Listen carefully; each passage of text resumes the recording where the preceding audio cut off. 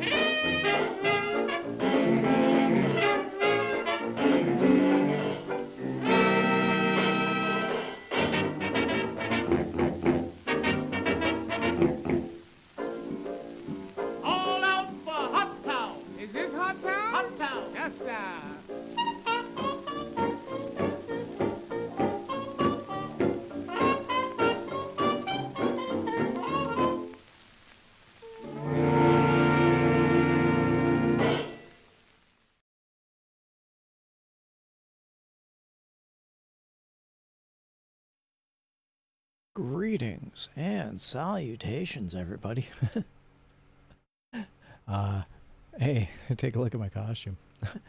Let me just get rid of that. Happy post-Halloween. I hope you all had fun trick-or-treating. Let's get rid of this. I want to keep the hat, but justice prevails. Hey, everybody. Gonna play some Crime and Punishment tonight.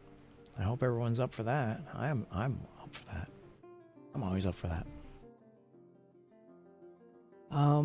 Yeah, it's an open voice channel for the Discord, so we may have some guest bailiffs joining us tonight. I put out the call, so we don't know who's showing up, but the invite is out there. Until then, let's get into it, shall we? We haven't played Crime and Punishment in a while. We're gonna start some cases. Hopefully we'll get some Symmetrical Duck awards. Let's take a look at the first case. Everything looks good. Audio seems good. Yeah, audio seems good.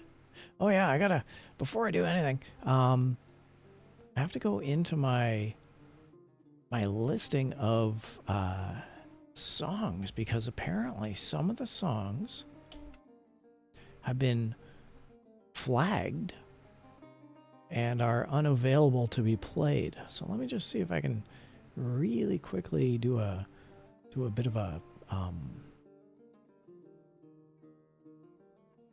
don't know, a once over, a quick look-see, if you would. See if there's any problematic songs in here. I know there were 2 songs that came up, and I think I got one of them. And I don't see the other, so should that other song come up, we'll deal with that when we get to it. Okay. Sure. Does that sound good? Sorry, I'm just once again taking a really quick look at this playlist, song list. Yeah, that's fine. Okay. Put that back down there. And now, court is in session. Your rating will be affected by how much and what kind of information you choose. The defendant is to be sentenced for the crime of aiding and abetting a felon. It would help if I knew how to type.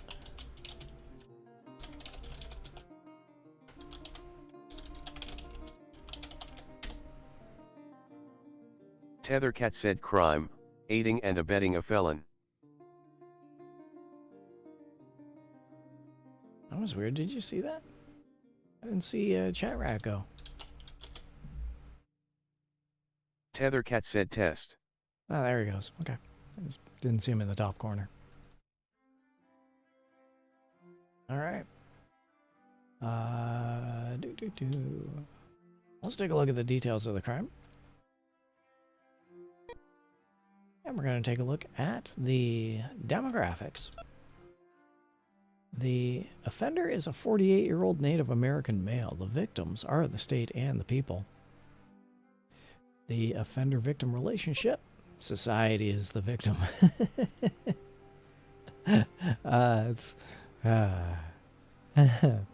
Reminds me of something I saw this week. The weapon used physical injury. There was none. The property damage or loss was none. And the excuse given for this crime. This 48-year-old man said he did it for the publicity. Aiding and abetting a felon. He did it for the publicity. Sure thing, pal. Good job. 48 years old.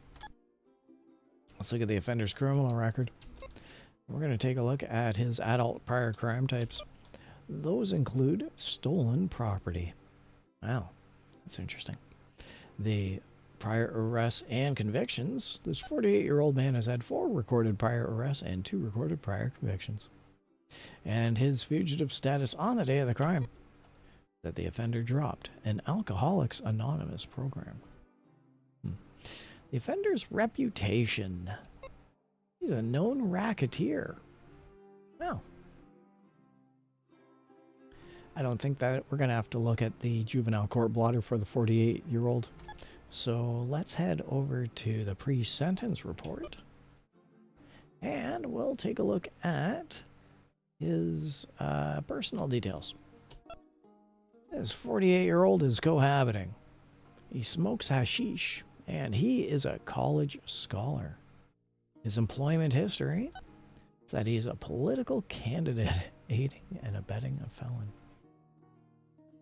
The court and prosecution details the defendant was held in contempt of court. That's never cool. The defendant was defended by a public defender.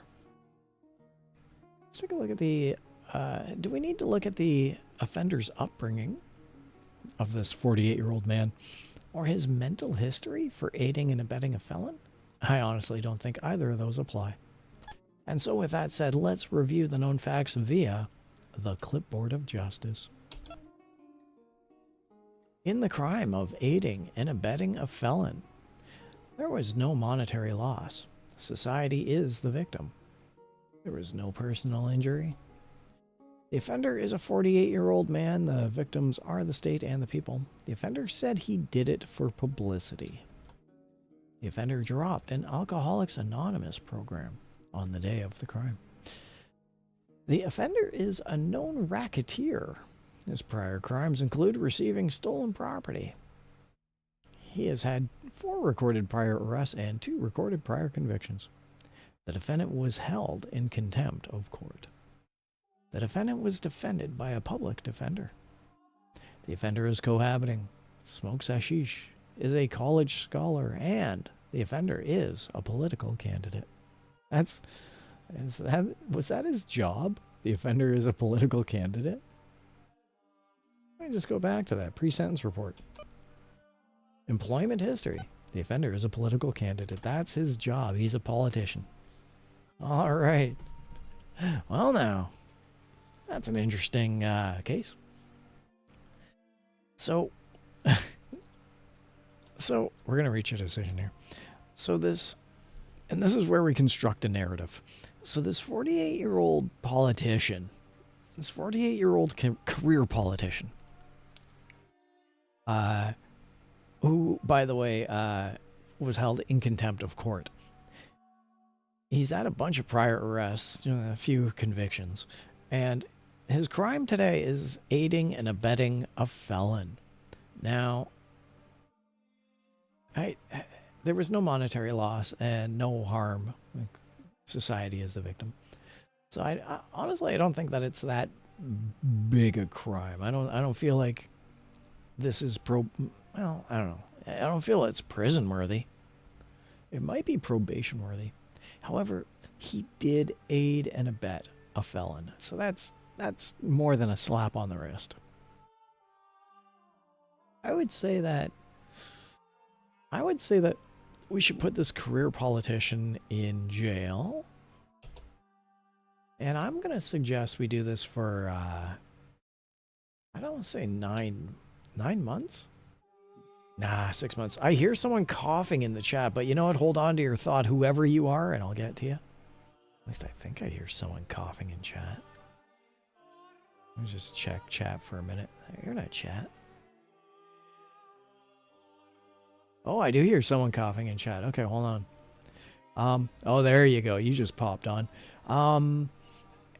Actually, yeah, I'm going to do 6 months of jail is what I'm going to do. Now, unbeknownst to me, because I was so focused on the case, we did have Bailiff Ottercate join us. Bailiff Ottercate, hello, and how are you today?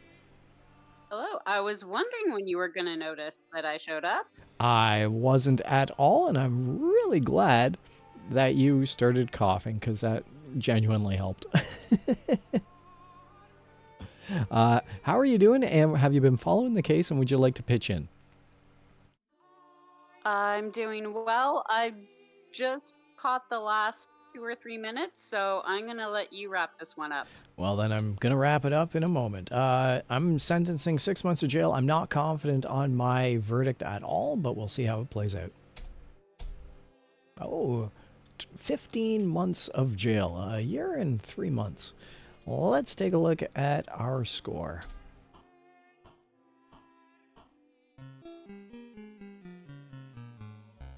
Well, we got 4 gavels. We might be ready to handle some traffic court. We should try some more cases to improve our score. And while I type, Bailiff Ottercate, would you care to say a little bit of a quick hello to the viewing audience? Hello, everybody.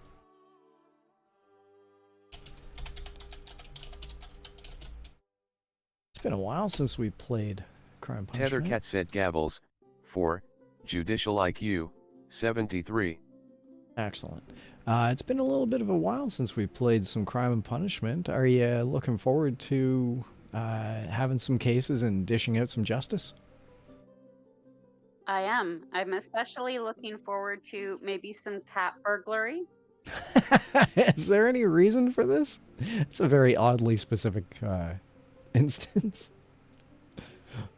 Because I love Minimi imagining that 96 it's said, somebody "Hey who stole some Tethercat, cats." how are you?" That is completely justifiable. I see that Jury Foreman Mini-Me has joined us in chat. Welcome aboard and happy post-Halloween to both you, Jury Foreman Mini-Me. Minimi 96 said, "And hi Kate, how are you?" I'm good. How are you, Mini-Me? There you go. Why is... just still setting things up. Every time that the stream happens, things get adjusted. There's no one set stream, so I'm always tinkering. Yes, how are you doing, Jury Foreman Mini-Me? With that said... Greed 1914 said, "Octopus red waving." Octopus red waving to yourself as well. Great. Minimi96 said doing okay, thanks. All right. Looks like we got a couple of people showing up here. We're getting a good compliment, and that just makes all the more fun when we play our cases, including our next case. Remember, it is how much and what kind of information that is important. Everyone keep your fingers crossed. Hopefully we'll get a case of cat burglary for Bailiff Ottercate. And let's take a look. The defendant is to be sentenced for the crime of robbery. Which, I mean... Tethercat said crime, robbery. Technically, they could be cats. Same. Realistically, they couldn't, but technically they could. Let's take a look at the details of this crime. And we're going to take a look at property damage or loss. The property damage or loss was $275. Wait, I'm skipping ahead. We need to see the demographics. See, this is what happens when I get all confuddled. The demographics of this case of robbery. The offender is a 25-year-old white Catholic male. The victim was a 58-year-old white Catholic woman. And as we stated, as we didn't state, because apparently my buttons are all over the place, the offender and the victim were neighbors. Let's take a look at the weapon used physical injury, because buttons are all over the map. The victim was kneed in the groin. Wait, hold on. Ow. Demographics. The offender is a 25-year-old man. The victim was a 58-year-old woman. He kneed her in the groin. The property damage or loss was $275. And their relationship is that they were neighbors. That's brutal. Let's look at the excuse given for this crime. This isn't robbery at this point. This is assault and robbery. The offender said he needed money. Dude, there's better ways to go about doing that. I'm not looking like probation is the answer on this one. Now, let's take a look at the offender's criminal record. And hopefully I can get these buttons right. The adult prior crime types for this 25-year-old. His prior crimes include speeding. Interesting. The prior arrests and convictions are that he has had 6 recorded prior arrests and 1 recorded prior conviction. And the fugitive status on the day of the crime is that he is on pre-trial release. How many prior arrests and convictions does he have? 6 and 1. He's on pre-trial release. So then he needed money. So then he did that. That's not cool. Let's take a look at the offender's reputation. And the offender apparently is sexy. That's a very subjective thing, but I mean, this judge, you know, he's got preferences. Apparently this 25-year-old man is sexy. I don't know how that plays into the crime of robbery, but yeah, these things happen. The pre-sentence report. Let's take a look at the personal details. This 25-year-old male is married by common law. He doesn't drink, and he's a university student. His employment history is that he can't hold down a job. I know that there's... Greed 1914 said impartial result confirmed. Yeah, impartial result confirmed. It's not going to be probation. Minimi96 said, why is that the only description of him? What more do you need? Yeah, there you go. What more do you need? Gotta agree, yeah. The courtroom prosecution details. The defendant gave the police information on other serious crimes. A public pressure group calls you weak. All right, I guess, yeah. Bailiff Ottercate, are you curious about the offender's upbringing or mental history? I am curious. I think I would go with mental history. Yeah, you know what? I think having someone knee someone else in the groin for $275, especially if it's an elderly neighbor, yeah, there's some mental history going on in there. The offender has a split personality. He acts like J.R. or Mrs. Cleaver. That's J.R. Ewing for you youngins in chat. That's an interesting... Well, at least the offender appears to have a split personality, I guess. We don't know if that's an actual medical... Well, you know what? If it's being stated as such in this court of law, if that is fact, then it is fact. The offender does have a split personality. That's it. Shall we review the known facts, or are you confident on just issuing a sentence right here and now? Let's review the facts. But I did want to ask the question. I'm wondering if it was JR or Mrs. Cleaver that committed the robbery and the knee in the groin. And I'm hoping it was Mrs. Cleaver. Oh, excellent point. Excellent observation. Well, let's take a look at the known facts via the clipboard of justice. In the crime of robbery, property damage or loss was $275. The offender and the victim were neighbors. The victim was kneed in the groin. The offender is a 25-year-old man. The victim was a 58-year-old woman. The offender said he needed money. The offender is on pretrial release. The offender is sexy. Prior crimes include speeding. The offender has 6 recorded prior arrests and 1 recorded prior conviction. The defendant gave the police information on other serious crimes. A public pressure group calls you weak. The offender has a split personality. He acts like J.R. Ewing or Mrs. Cleaver. The offender is married by common law, doesn't drink, and is a university student. The offender can't hold down a job. And there we have it. Everyone in chat, everyone in voice, what are your thoughts? We're going to go to Bailiff Ottercade here on the crime of robbery. Take it away. I agree with you that it needs more than probation. I would go jail probably at least a year. I think that he really needs to get help for his split personality. Okay. All right. Interesting. I don't know that jail would actually help in that sense. Dissociative identity disorder, I believe it's DID. I don't even know if those are treatable. But regardless, the fact is that this crime was committed, and one of those 2 split personalities does have to serve that time. It does beg the question whether that time should be halved for the other half of the incarcerated individual. A year or more of jail time? Yeah, I'd go for that. The crime is robbery. That's kind of bad. There was an assault. That's really bad. Greed 1914 said too pretty for jail. Where is the justice? I was going to say that for $275, which is a fairly minimal amount of money for a robbery, it shouldn't be too hard, but he did assault a neighbor.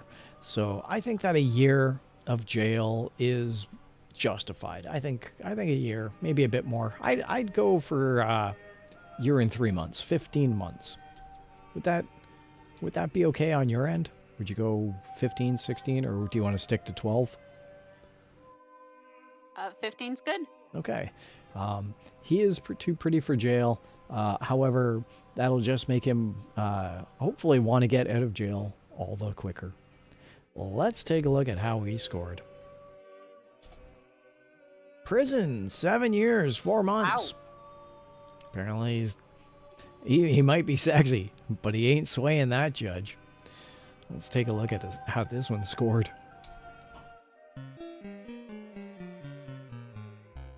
Well, we only got 1 gavel. Perhaps we should study medicine.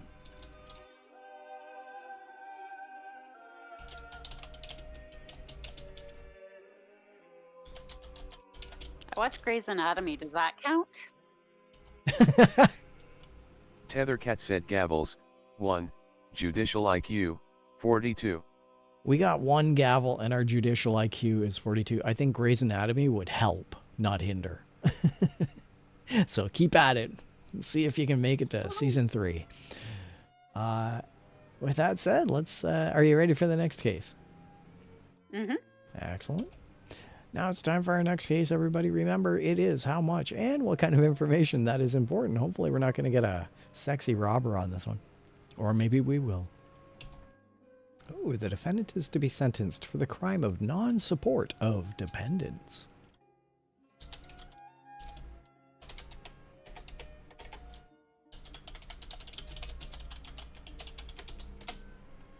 Tethercat said crime, non-support of dependents. Okay. Well, let's take a look at the details of this crime. And we're going to take a look at the demographics. The offender is a 31-year-old Oriental male. The victims were the offender's family. Yeah, non-supported dependents. That's a young family. The offender-victim relationship, defined by the crime. The weapon used physical injury should be none. The property damage or loss was $175. Very small amount, but it was obviously, enough to put food on the table. And the excuse given for this crime, he said he wanted money to bet on the horses. Oh, tisk tisk. Yeah. Not much you can say about that. There's not a lot of humor in that one. Let's take a look at the offender's criminal record. And we're going to take a look at the adult prior crime types. For this 31-year-old man, his prior crimes include bad checks. He really just enjoys those horse races, doesn't he? The prior arrests and convictions.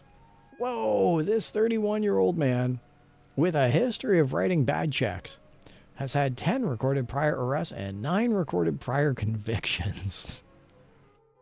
He needs a better lawyer. Now we know why he can't support his dependents. He's always in jail. Let's take a look at his fugitive status on the day of the crime when he was wanting money to bet on the horses for $175. Arizona wanted him. Well, I think that we need to look at the offender's reputation on this one. Apparently he's a common thug. Well, that tracks. Let's take a look at the pre-sentence report. We're going to take a look at his... I was going to say mental history, but we're going to look at his personal details. I think we should definitely take a look at his mental history. His personal details are that this 31-year-old man is apparently still married. That's loyal. He sniffs coke, and he is a high school graduate. His employment history is that he's a seasonal worker. Hey, the weather's changing. Are you coming in for the 6 months of the new season? Nope, I gotta go serve. The courtroom prosecution details. The defendant was convicted by a jury. No doubt. Letters to you urge leniency. That can't be leniency for the defendant. That's got to be leniency on behalf of the family who's dependent on him. Should we take a look at the offender's upbringing and mental history? I actually think both. I think the offender's upbringing would justify a family life, which would explain his non-supportive dependence of his family.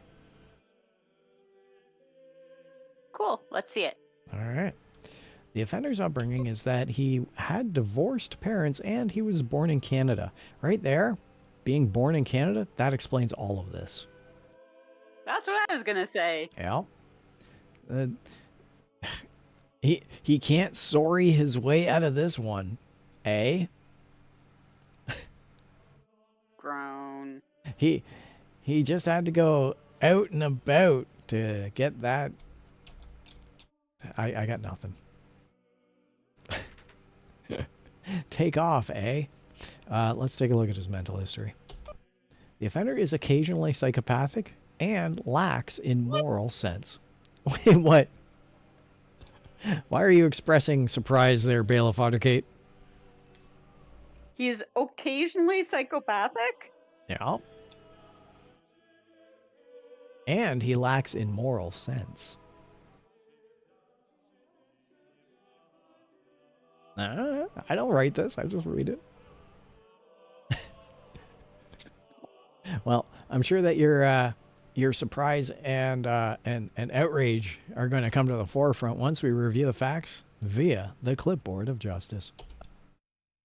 In the crime of non-support of dependents, property damage or loss was $175. The offender-victim relationship was defined by the crime. There was no personal injury. The offender is a 31-year-old male. The victims were the offender's family. The offender said he wanted money to bet on the horses. Arizona wants him. The offender is a common thug. Prior crimes include writing bad checks. The defendant has had 10 recorded prior arrests and 9 recorded prior convictions.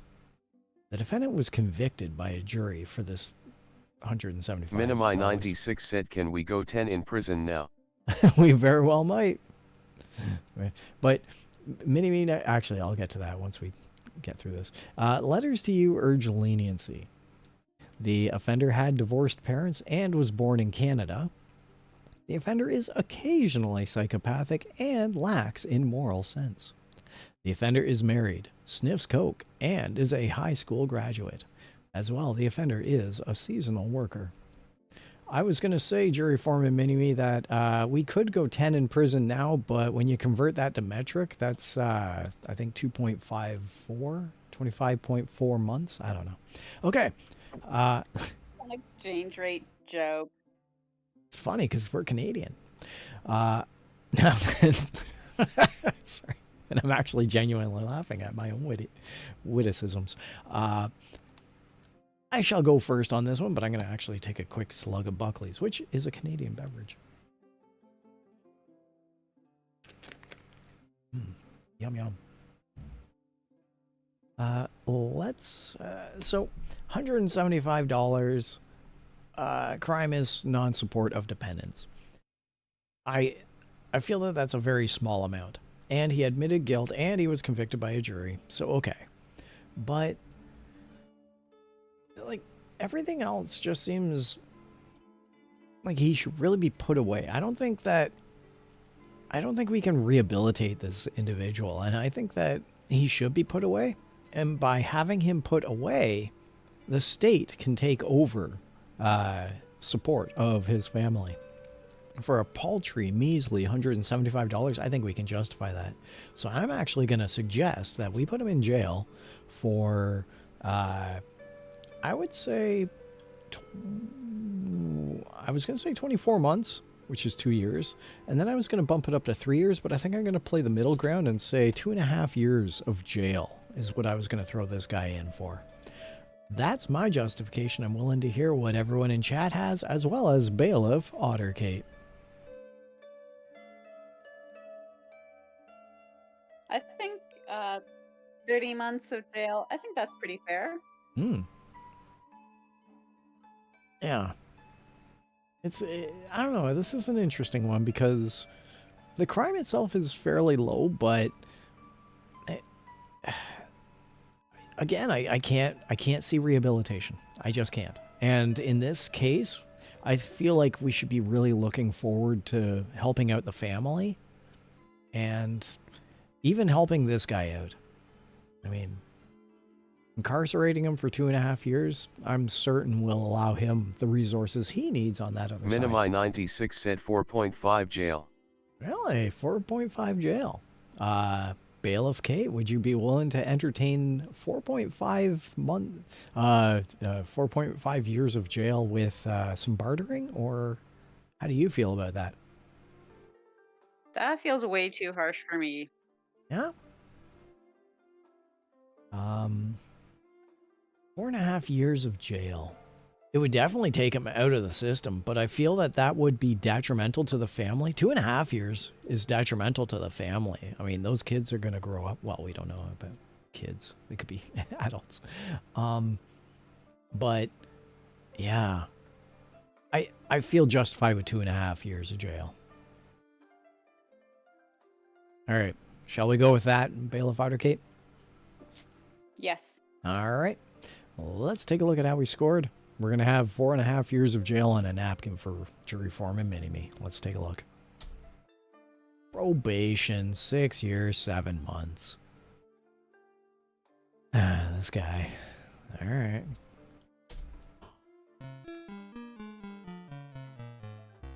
Only one gavel. Perhaps we should study medicine.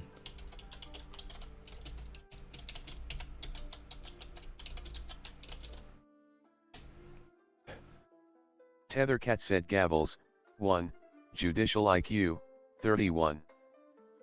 On that note, I'm actually going to issue a warrant for a hydration check. Hydration check, everybody. Get that water in you. Tethercat said hydration check. Yum, yum. Buckley's wash it down with water. It sears. Ah. Oh, that's pain. All right. Now we're in for the second act of this play of innumerable acts. Let's take a look at the next crime. How are you doing there, Bailiff Outercate? Is everything to your satisfaction? Is there anything that needs to be changed? I would like one question answered, and that is, what are you wearing? What am I wearing? Minimi96 said the law is broken. It is. The law is broken, yes. What am I wearing? What I'm wearing is the hockey jersey of Team Mizu. Or sorry, Team Shui. Team Shui. Team Shui has the logo set in the hockey pad as well as the hockey mask. But when you take away the pads, you're left with the hockey jersey. That's what I'm wearing. Okay. Team Shui all the way. Should I put on the bow tie? Where's the bow tie? Bow ties are cool.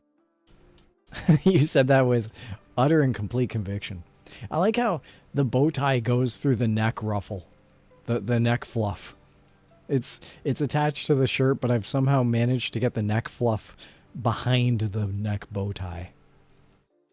There we go. Sounds great. This is Now you just need a fez. Now I need a fez? Yeah, the hat. Yeah, but is that like a judicial outfit? Is a fez? I can get one. I can put it on right now. Okay. I would look cool with a fez. Okay, well, you know what? Just for you, Bailiff Outercate, just for this stream, just to accommodate fez. I'm going to go and acquire one. But while I'm doing that, you got to talk to the audience. Have fun. Okay, this is backfired on me now. Yep. Well, I just mentioned bow ties and fezzes because it's a Doctor Who thing.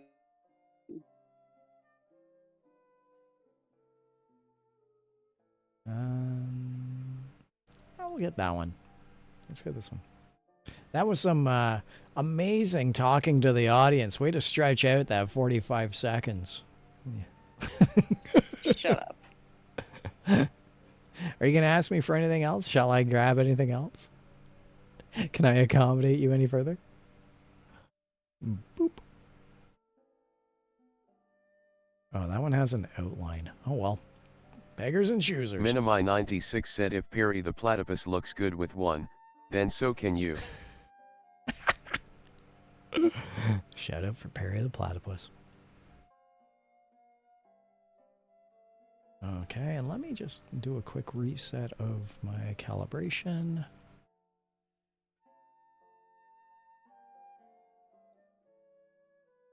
Okay, it's recalibrated. Got the fez going. I hope that this is to your liking. It's a lot. I opened up like 75 windows on that one. There's a lot going on there. Okay. There we go. What was, Mini-Me, do you remember last time I was doing something oh, that's right, I put a jester hat on Chat Rat. You know what? No, well, yeah. I'm going to give Chat Rat the Fez. I don't need the Fez. Let's give it a Chat Rat.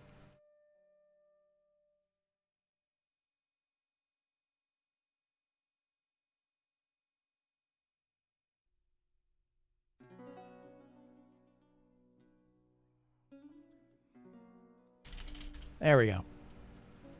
I happily defer the Fez to Chat Rat. All right.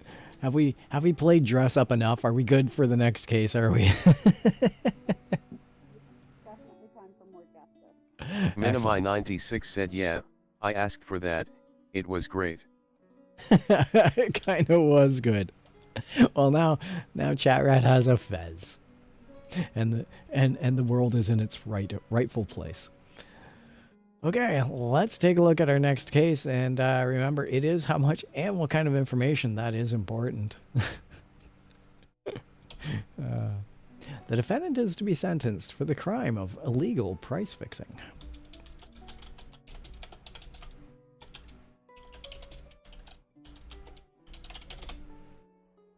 Tethercat said crime, illegal price fixing. And let's take a look at the details of this crime.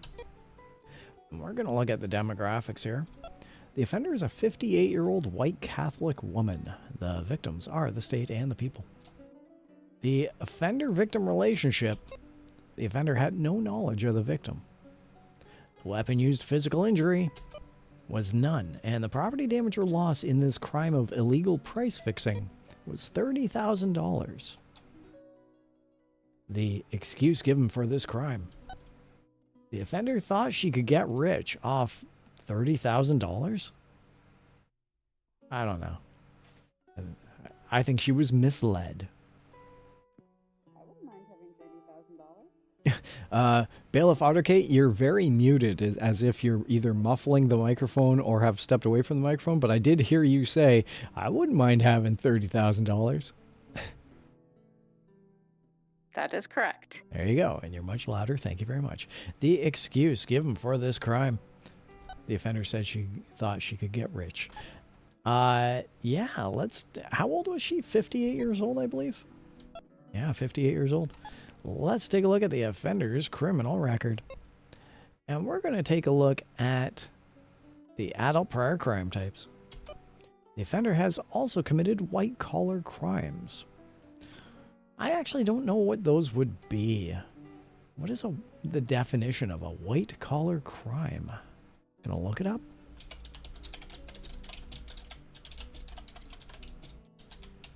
The definition of a white-collar crime is it's a non-violent crime characterized by deceit to obtain or avoid losing money, or to gain a personal or business advantage. So, yeah, those, How is this not a white-collar crime, then? the crime is illegal price fixing. It's the range of crimes that are committed by professionals who are either in business or government. It includes public corruption, healthcare fraud, mortgage fraud, securities fraud, and money laundering, to name a few. Wow. Okay. So, the offender has also committed white-collar crimes in addition to today's case of illegal price fixing. The adult prior arrests and convictions. This 58-year-old woman has had 2 recorded prior arrests and 1 recorded prior conviction. The fugitive status on the day of the crime is that the offender is awaiting a sentence in another case. The offender's reputation. The offender is also known as the Doc.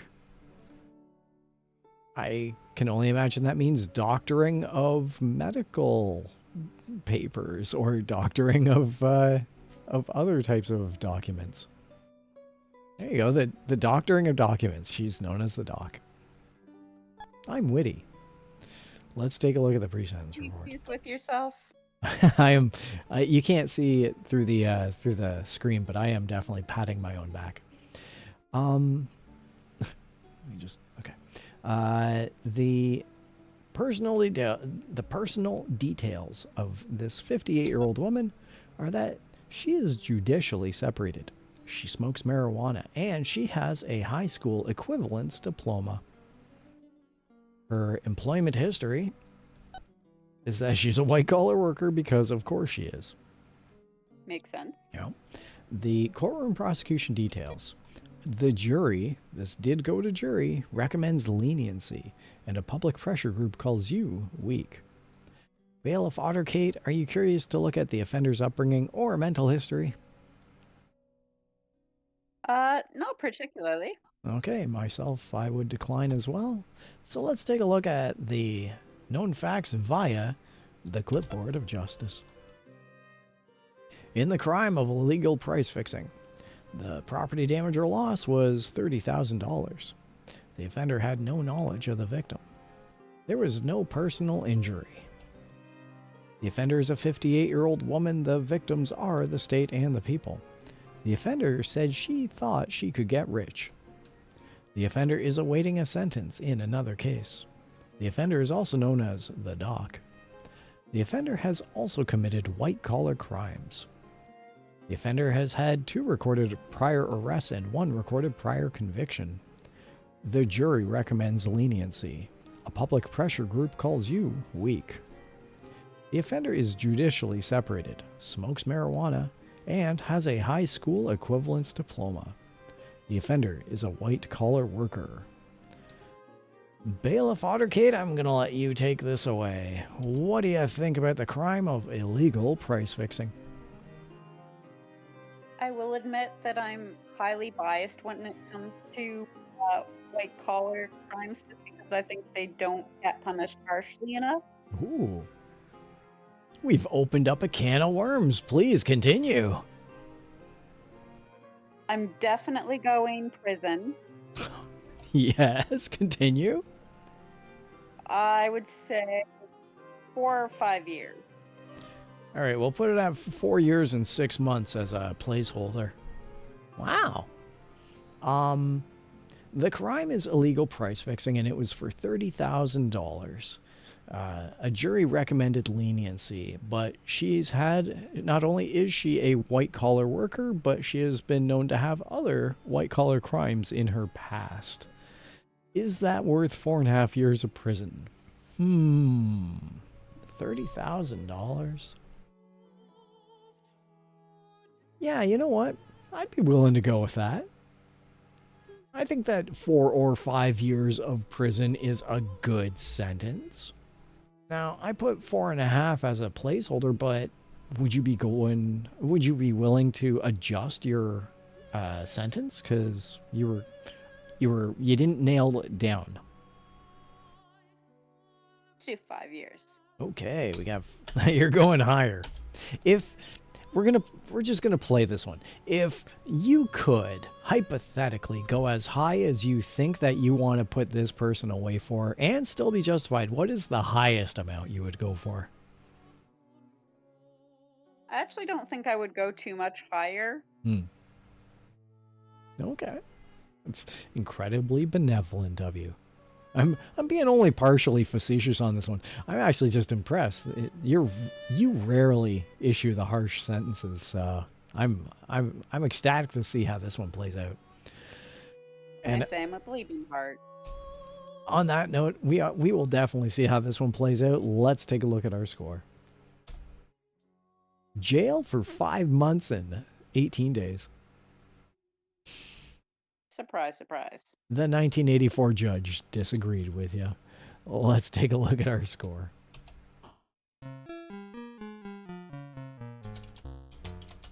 Gavels, 1.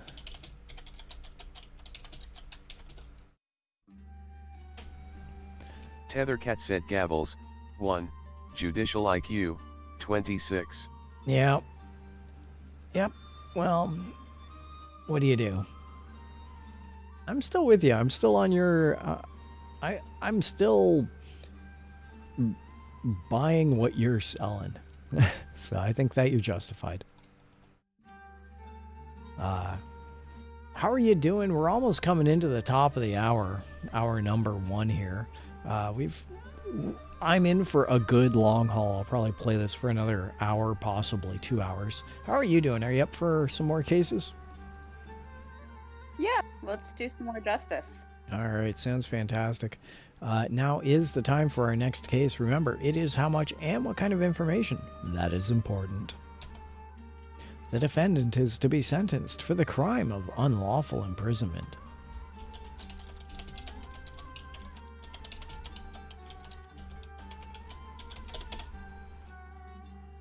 Tethercat said crime, unlawful imprisonment. I like how chat rat's Fez doesn't move, but his head does. His or her. We still haven't even figured out a gender for chat rat, let alone a name. Well, the proposed name of Horatio would suggest male. That is correct. Suggest male, but not adhere to male necessarily. All right, let's take a look at the crime. The details of unlawful imprisonment. And we're going to take a look at the demographics. The offender is a 50-year-old white Protestant male. The victim was a 24-year-old black Catholic woman. Sometimes my eyes read too fast for the screen and I trip over all the words. So I'm just going to reread that one. The offender is a 50-year-old white Protestant male. The victim was a 24-year-old black 96 said Catholic let chat woman. rat be non-binary. There you go. See? I'm all about that. Good call, Mini-Me. The, where are we here? We just did demographics for the 50-year-old. The offender-victim relationship. The offender and the victim were strangers. Unlawful imprisonment. Wait a minute. 24-year-old woman. Wow. Okay. This isn't looking good. On the onset, immediately this does not look good. Let's take a look at weapon used physical injury. The victim went into a state of shock and recovered. The property damage or loss was $1,280. And the excuse given for this crime? The offender said he wanted to impress a movie star. I don't like this guy. And what movie star is going to be impressed by unlawfully imprisoning someone? I have my suspicions. I have my suspicions, but I want to see what the rest of the case plays out as before I offer up my narrative. Let's take a look at the offender's criminal record. And we're going to take a look at adult prior crime types. Surely this 50-year-old is a bastion of justice. I like how the translation chant said bastard. Yes.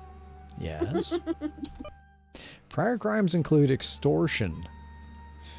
The prior arrests and convictions for this 50-year-old include 4 recorded prior arrests and 4 recorded prior convictions. The fugitive status on the day of the crime is that he was on parole.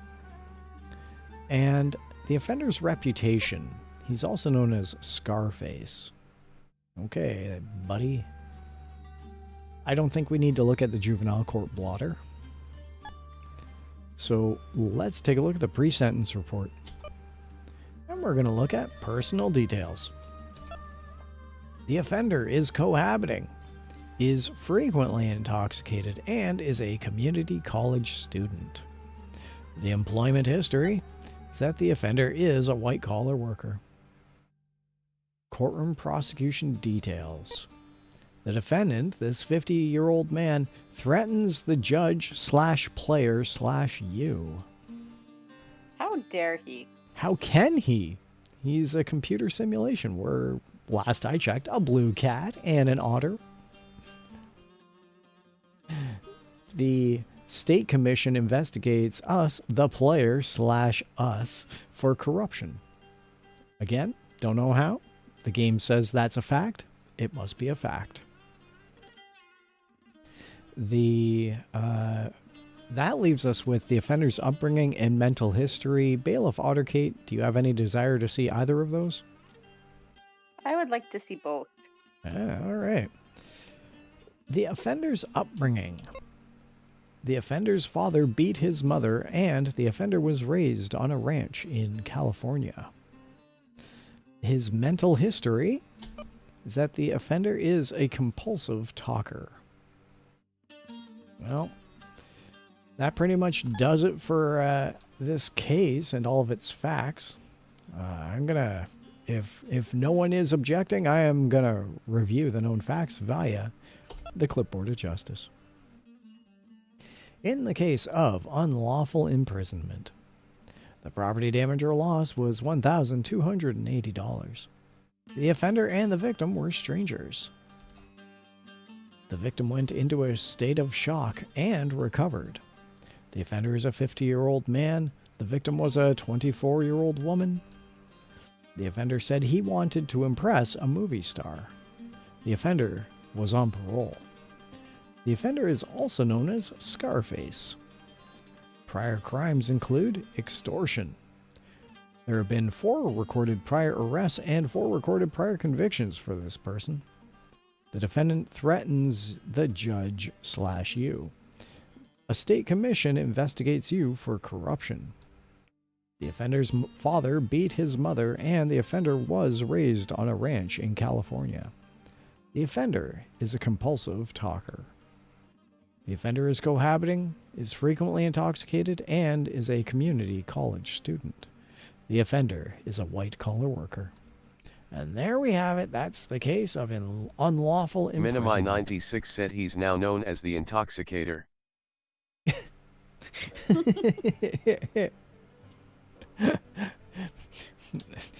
Jury foreman Mini-Me has spoken.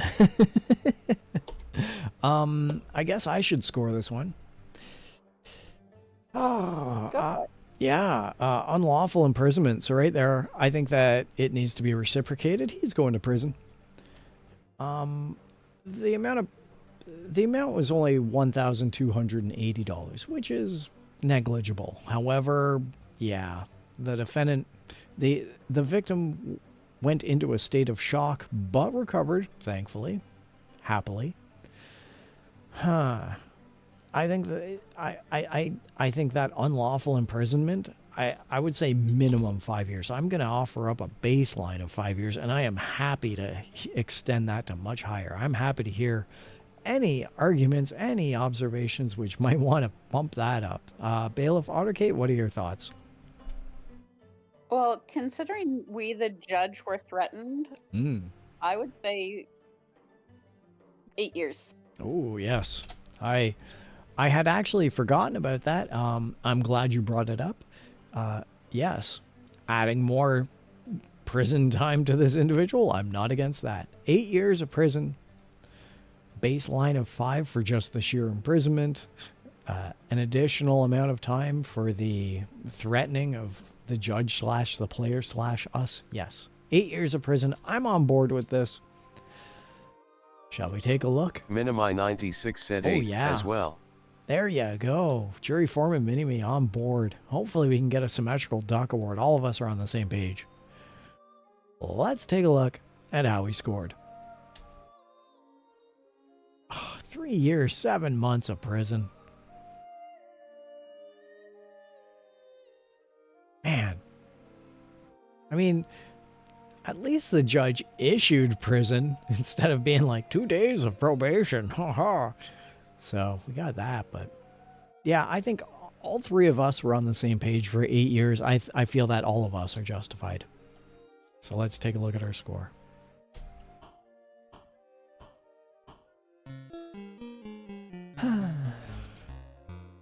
Gavels for... Woohoo! We graduated medicine to traffic court. Tethercat said gavels, for, judicial IQ, 35. Yep. That's the case, all right. Yes, it is. Traffic court. And it's better than kangaroo court, and it's better than a park bench. All right. We're now at the top of the hour. Hello, anyone viewing? It's the top of the hour. Welcome aboard. Welcome to the game. This is Crime and Punishment, the judge simulation game from 1984. Is everyone ready for the next case? As ready as I'll ever be. Fantastic. That's all we can ask for. Remember, it is how much and what kind of information that is important. The defendant is to be sentenced for the crime of sedition. Ooh. Ooh. I don't think I've seen this one before.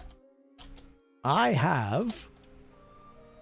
Tethercat said crime, sedition.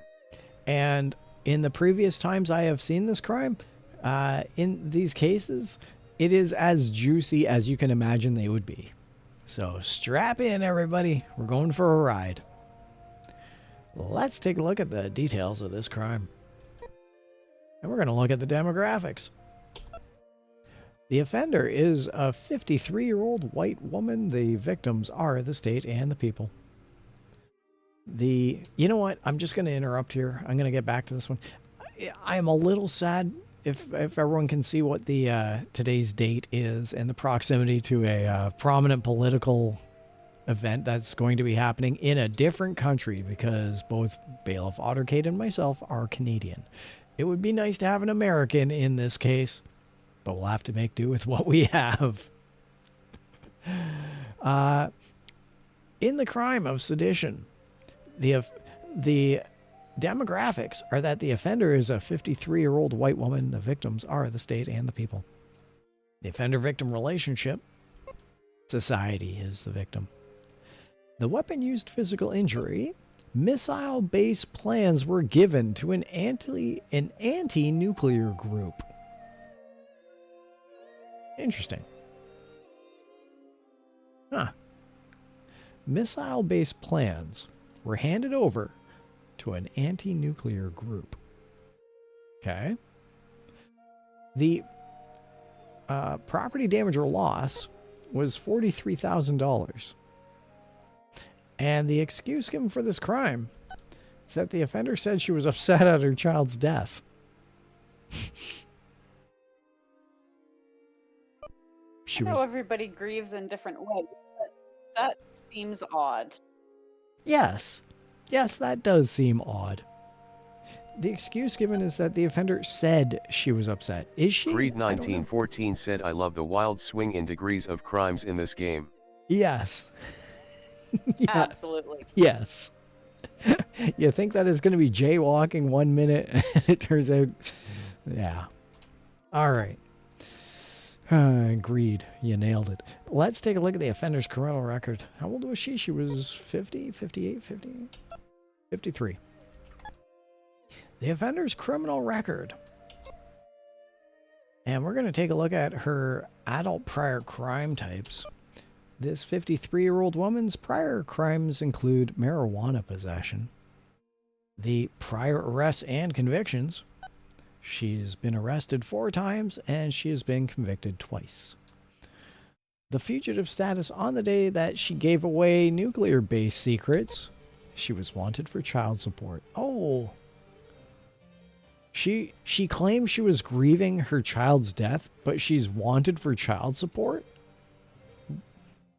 The plot thickens. She can't have more than one child.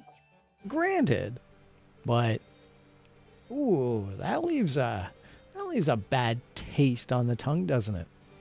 The offender's reputation. She's also known as Babyface. That's an unfortunate name, given all of the family-related facts that we've received. Bailiff Arcade, are you curious about the juvenile court blotter for this 53-year-old woman? No, I don't think so. You know what? I kind of am. It's not going to play into the case. I don't think we should consider it for the case, but I am kind of curious because with all of these family-related stats, I'm kind of curious what she did as a youth. Let's find out. The offender's juvenile offenses include shoplifting tapes. That's Creed innocuous. 1914 said she had her favorite child. Oh, indeed. Yes, she did, and that's incredibly unfortunate if her claim is true. All right. Let's take a look at the pre-sentence report. This is a crazy case of sedition, this is. The personal details of this 53-year-old woman are that the offender is honeymooning. Okay, congratulations, question mark, question mark. She drinks temperately, and she is a merit scholar. Her employment history is that she's a white-collar worker. The courtroom prosecution details, the defendant says, I'm sorry. For the defendant says, I'm sorry for giving away missile-based plans to an anti-nuclear group and being charged of sedition. I'm sorry. Newspapers call for action. Bailiff Ottercade, are you curious about the offender's upbringing or mental history? I am curious about mental history. Okay. For the mental history of this 53-year-old woman, the offender is anorexic. She won't eat, and she is constantly dieting. Oh man, that puts an additional twist on this unfortunate case of family involvement. I don't like that. Okay. Oh, as much as it pains me to, let's review the known facts. And hopefully we can be done with this one. The crime is sedition. Property damage or loss was $43,000. Society is the victim. Missile-based plans were given to an anti-nuclear group. The offender is a 53-year-old woman. The victims are the state and the people. The offender said she was upset at her child's death. The offender is wanted for child support. The offender is also known as Babyface. Prior crimes include marijuana possession. She has had, as a 53-year-old woman, she has had 4 recorded prior arrests and 2 recorded prior convictions. The defendant says, I'm sorry. Newspapers call for action. The offender is anorexic, won't eat, is constantly dieting. The offender is honeymooning, drinks temperately, and is a merit scholar. As well, the offender is a white-collar worker. Oh, Bailiff Ottercade, I'm going to let you take this one away. By all means, please enlighten us. Thanks. Oh, yeah. Have at it. Okay, well, I think something as serious as sedition, I think it has to be prison. 10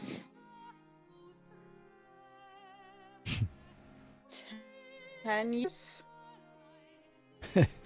10 years is your baseline, you say? I guess so. You seem a little question marky. Is there a reason why you're unsure of whether it's high or low or justified?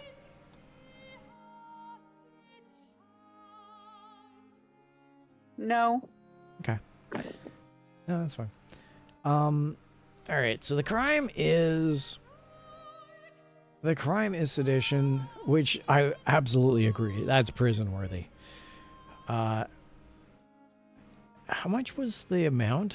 I think it was society was the victim, but I think it was $40,000. Yeah, something in the 40,000s. Yeah, so that's significant. So even if the crime was only $5, I feel that sedition is about 10 years of prison. But because there was a nuclear base that was given to anti-nuclear individuals, as well as $40,000, I think that 10 is light. I think that 10 years is light. And I'd be willing to go up as high as 15, and I would be willing to offer up 20. 15 years of prison. Regardless of the fact that she offered that she was upset at her child's death, and she's been wanted prior for child support. No, I think that just for the sheer crime of sedition, for nuclear base plans, and for $40,000, I'm going to say 15 years of prison. And I am willing to barter higher. Anyone in chat, what are your thoughts? And Bailiff Ottercate, would you be willing to say 15 or haggle one way or the other? I'd definitely be willing to say 15. I don't want to go any higher than that. All right. Then we're going to do 15 years of prison time. Greed, I'm hoping you're going to throw in a number here because you seem involved. You seem that sedition perked your ears, and I'm curious what... so I'm going to hold off on sentencing the justice for another 30 seconds. What a crazy crime this is. Yeah, we don't often get sedition crimes in this game, but when we do, they're doozies. Huh. All right. Agreed. I anxiously await hearing what you're going to say, but we're going to throw your answer on the napkin, and let's take a look at how we scored. Oh, we got a symmetrical duck award. Our first of the evening. Greed 1914 said 20 years. Greed 1914 says 20 years, and I think that would also issue a symmetrical duck award, so I think everyone is on the same page. Congratulations to all of us. I'm just going to hit mute, and we're going to have to suffer through the song and dance. Here we go, everybody. Hello, folks. You know I've been picking and trying to pick a banjo for 40 years or more. I used to just play the imitations, but now I'm going to give you a little of the variations of Casey Jones.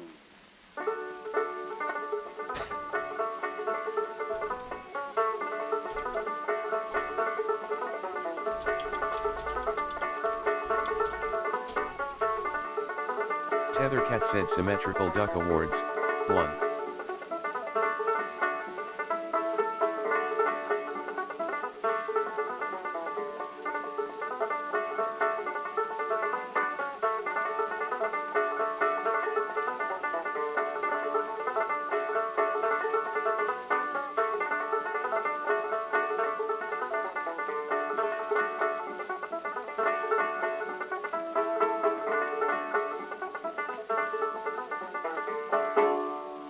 Gentlemen. Now, folks, I'm going to give you a little of... All right, that's that.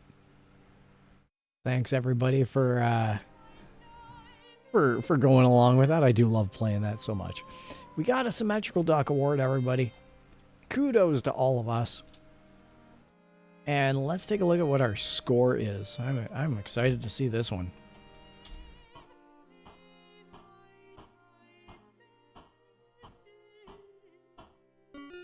Oh, just shy.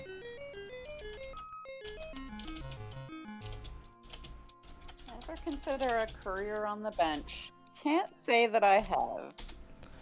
In Central Park. Tethercat said gavels, 9. Judicial IQ, 58.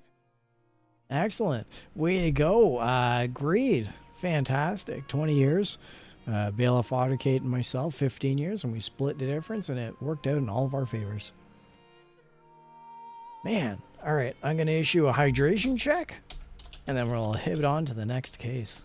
Good job, everybody. Good job. Tethercat said hydration check.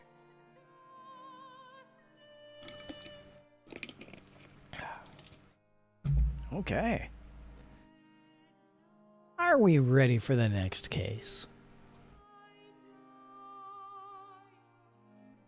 Yes?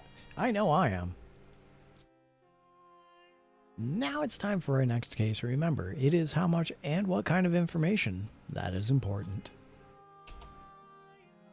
And we have the crime of sedition. Oh no, no, it's just violation of probation. Wow, wow.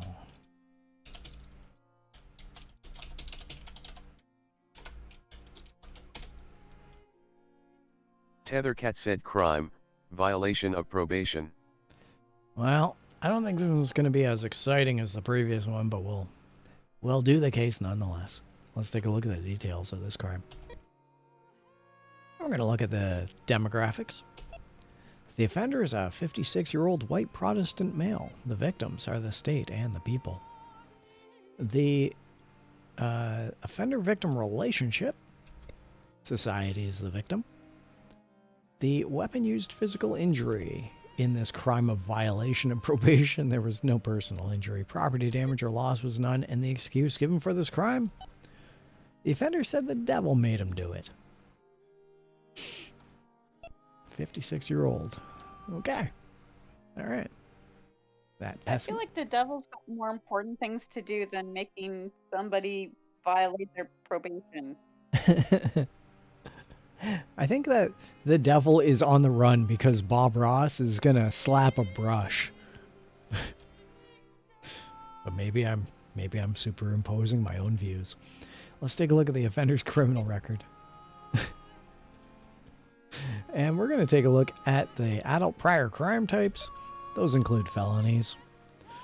Did you think this guy was gonna be squeaky clean? Oh ho no, Billy. Let's take a look at his prior arrests and convictions. One recorded prior arrest, one recorded prior conviction, which was felonies. Well, maybe he is a little squeaky clean. Gosh darn it. The fugitive status on the day of the crime. I hate it when they prove me wrong. The offender left an alcohol detoxification program on the day of the crime. And the offender's reputation. The offender is an active member of the PTA.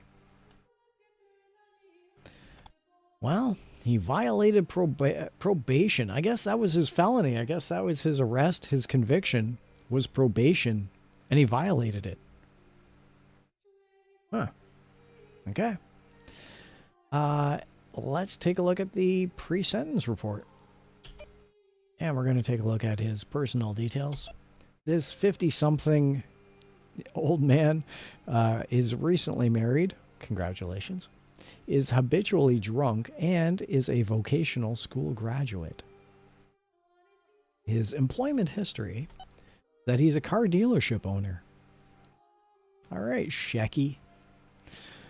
Let's take a look at the courtroom prosecution details. The evidence showed that the defendant was easily led by his friends to violate his probation.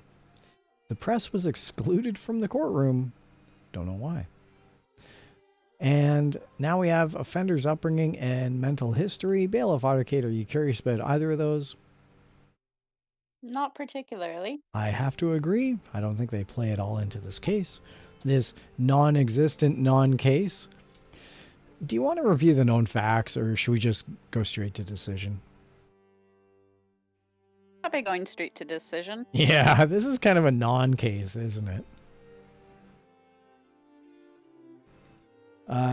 So, violating probation, I don't think that actually warrants another probation. I think that's just kind of redundant and stupid.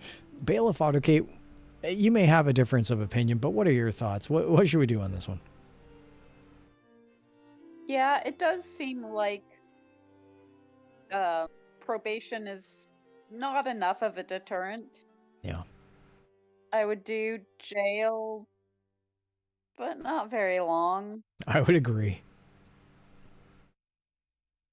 3 or 4 months? Yeah. Yeah.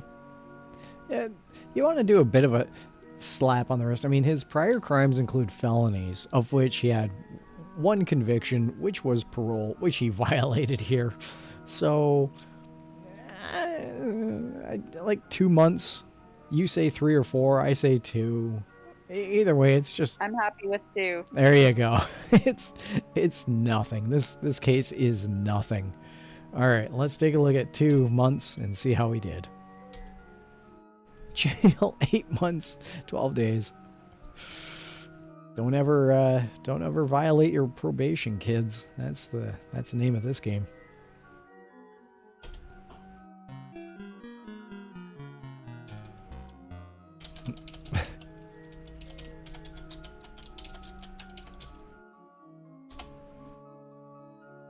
Tethercat said Gavels, 1, Judicial IQ, 51. Well, yeah.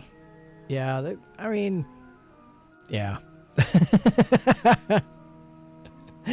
Now it's time for our next case. Let's just sweep that one away. Now it's time for our next case. Remember, it is how much and what kind of information that is important. And that's a sensitive case. We're just going to rip past this one.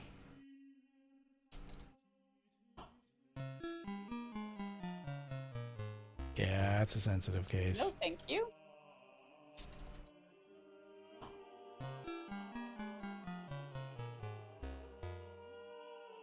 What the hell?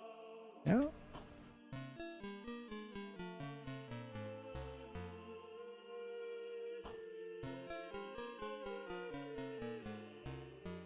You know what? I'm going to skip past this one because odds.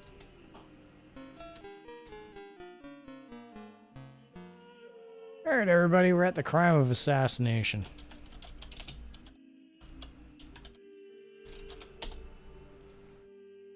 Tethercat said crime, assassination. Remember, it is how much and what kind of information that is important. That was a... Let's look at the details of this crime. And we're going to take a look at the demographics. And once again, everyone, the house rules are that we do not issue the death penalty. The death penalty will be offered as an option. We will decline, and we will judge accordingly. Additionally, for crimes of assassination, we look at every aspect of the case. All of these facts will come to light. Let's take a look at the demographics. The offender is a 62-year-old Native American male. The victim was a 30-year-old white Catholic woman. The offender-victim relationship. They were old enemies. Ooh. In my interior narrative, my hands started wringing together. The weapon used physical injury. The victim's brain was blown out with a high-powered rifle. The property damage or loss was $1.4 million. Whoa. Yeah. Okay. So we got a 60-year-old shooting a 30-year-old and amounting to $1.4 million because they were old enemies. Let's take a look at the excuse given for this crime. He said the reason was political. Of course it was. Whoa. Whoa. Alright. The offender's criminal record. And again, we're going to explore all the options here. The adult prior crime types for this 62-year-old, unavailable. And that's never good. That's a red flag that the game might crash. But we'll keep, you know, hopefully it doesn't mean anything. Prior arrests and convictions. Sonia John said hi. Hey, Sonia John, I've seen you in here before. Take a gander. We're in for an exceptional case of assassination, and we'll review the known facts when we hit the clipboard of justice. So strap in, join us, and when we get to the point of the clipboard of justice, please offer up what you think would be an adequate length of sentence and in which type of incarceration, which is going to be prison. On the adult prior crime types are unavailable. The prior arrests and convictions are just one arrest with no convictions. The fugitive status on the day of the crime is that the offender has no detainers. The offender's reputation. The 62-year-old man is also known as the Doc. And the juvenile court blotter, although it might not seem relevant for this 62-year-old man, the offender's juvenile offenses include joyriding. So, relatively clean record, all things considered, until this instance of assassination for $1.4 million. Let's take a look at the pre-sentence report. And we're going to take a look at his personal details. The offender is soon to be wed. He's often drunk. And he is a parochial school graduate. His employment history is that he's a white-collar worker. The courtroom prosecution details are that the defendant expresses no remorse. Ooh, that's cold. A TV reporter predicts that you will imprison the defendant. Well, good job, TV reporter. Now, as we don't skip over any of the details, we will be looking at the offender's upbringing. The offender was an abused child and is from the Midwest. And we'll also look at mental history. The offender is schizophrenic. He has periods of confusion. Ooh. Well, there we have it, Bailiff Otterkate. Are we going to review the known facts via the clipboard of justice? I think we better. I think we better. And once again, for everyone watching along, this is your opportunity to issue a non-death penalty verdict of prison, jail, or probation, as well as a length of time. So let's review the known facts. In the crime of assassination, the property damage or loss was $1.4 million. The offender and the victim were old enemies. The victim's brain was blown out with a high-powered rifle. The offender is a 62-year-old man. The victim was a 30-year-old woman. The offender said that the reason was political. The offender has no detainers. The offender is also known as the Doc. Although specific crime type of information is unavailable... Charlene Milligan said hello. Greetings, Charlene. The offender's juvenile offenses include joyriding. There have been one recorded prior arrest, but no recorded prior convictions. The defendant expresses no remorse in this crime of assassination. A TV reporter predicts that you will imprison the defendant. The offender was an abused child and is from the Midwest. The offender is schizophrenic. He has periods of confusion. The offender is soon to be wed, is often drunk, is a parochial school graduate, and the offender is a white-collar worker. Well, Bailiff Ottergate, shall I take this one away? Please do. All right. In the crime of assassination for $1.4 million, which is just, ignore that, he assassinated a 30-year-old woman. He's going away to prison. I think we all know this. He expressed no remorse. Ignoring the $1.4 million, which, again, I don't even care about, I'm going to say an instant 30 years. I can't see rehabilitation on this one. He may have periods of schizophrenia where he is extraordinarily confused, but no. If that is a treatable malady, then he can get out on time for good behavior. But he's going to be issued the 30 years. That's my justification. Bailiff Ottergate, what are your thoughts on this case? My initial thoughts were 25 to 30, so I'm totally okay with 30. Well, I'm also okay with 25, so would you care to go down to 25? Sure. I mean, we don't have to. We can stick with 30. We're just haggling at this point. He's going away. I think I would stick with 30. It's just the no remorse part that really sticks with me. Yeah. I'll tell you, this is more of a case of JR and Mrs. Cleaver than anything, but let's run with this. Now, again, everyone watching along, we did have one red flag that the game might crash. So in that instance where the game might crash, we're going to issue a house rule where we instantly win. But hopefully it won't come to that, and we'll see what an actual conclusion is. Let's take a look. Yay, we got our second Symmetrical Duck Award. Hello, folks. You know, I've been picking and trying to pick up banjos for 40 years or more. I used to just play the imitations, but now I'm going to give you a little of the variations of Casey Jones.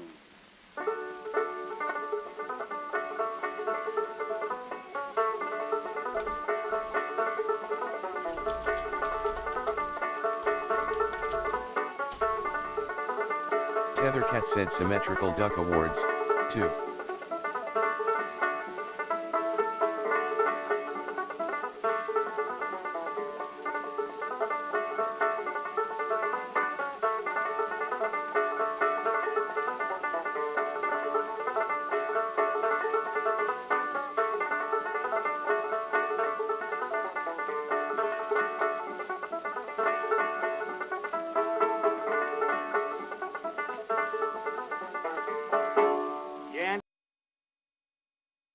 And there we go. We've got 2 Symmetrical Duck Awards on the night. That's great. That's an excellent sign. Let's take a look at what our score is.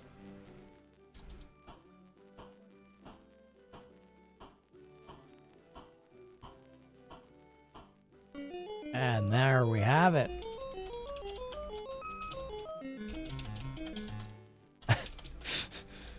It's kind of sad that Tethercat said Gavels, 10, Judicial IQ, 46.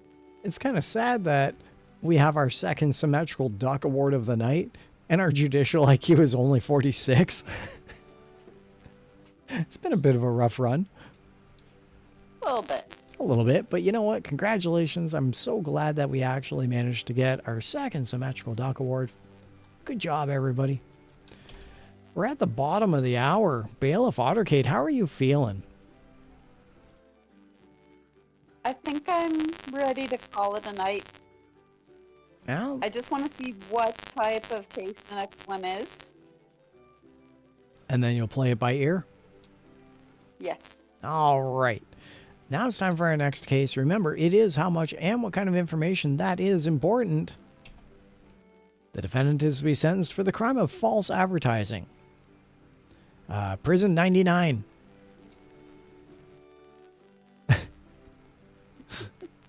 Guess not, eh?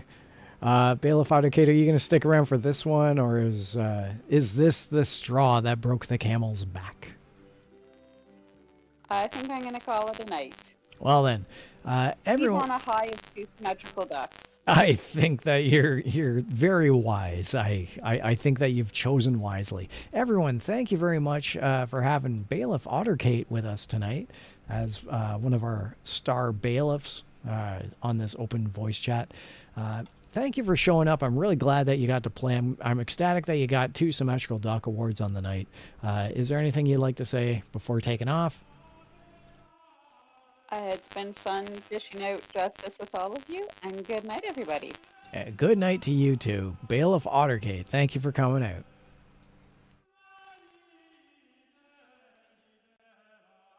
And there goes Bailiff Ottercade. Fantastic. Always fun having bailiffs on board.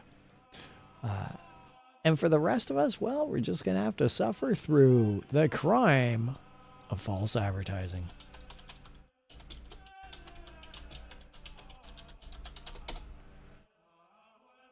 Tethercat said crime, false advertising. Okay. Now then, let's take a look at the demographics of this crime. The offender is a 65-year-old Hispanic male. The victims are the state and the people. The offender-victim relationship. Any victims were a mere statistic in the offender's eyes for false advertising. I mean, I laugh because sometimes these equate to, oh, they misprinted an advertisement in a magazine. But other times, and we're going to find out, it's horrific. Let's take a look at the weapon used in physical injury. Surprisingly, there was none. Property damage or loss. Surprisingly, there was none. DATV. Charlene Milligan said, remember me, I was in one of your streams when you were doing the Japan G.O.Gusser. I do remember you. I remember many people because I have such a low viewer count, and those people who do interact, I absolutely do remember. So it's good to see you back. And I'm hoping that you're enjoying this Crime and Punishment stream. This is probably my favorite game, and for good reason. All right, we're going to take a look at the excuse given for this crime of false advertising. Please play along, Charlene. The offender said he didn't do it. Offender said he didn't do the crime of false advertising. However, any victims were a mere statistic in the offender's eyes. So he says he didn't do it, but they were victims. Although nothing happened. There was no weapon used, physical injury, or property damage or loss. Let's take a look at the offender's criminal record. And we're going to go to adult prior crime types. Specific crime type of information is unavailable, and once again, that's a red flag in case the game crashes. The prior arrests and convictions. 6 recorded prior arrests, 0 recorded prior convictions. Let's take a look at the fugitive status on the day of the crime. The offender left a drug detoxification program. And the offender's reputation, the offender is a regular churchgoer. Okay. The pre-sentence report is that his personal details: the 62-year-old man is single, he's a chain smoker, and he is a seminarian. His employment history is that he's a white-collar worker. We've had a lot of those tonight. The courtroom prosecution details are that the probation officer recommends jail time. 60 Minutes demands an interview. That's odd. Prominent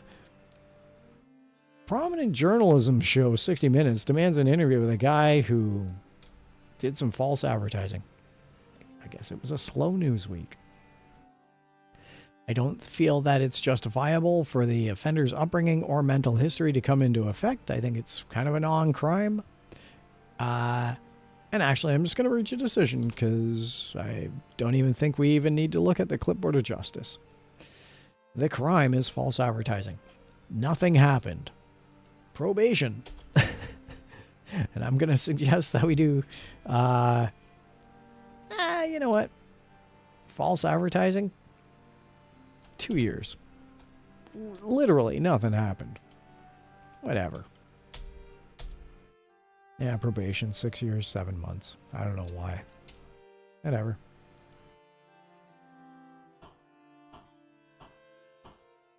Well, we got 4 gavels out of it.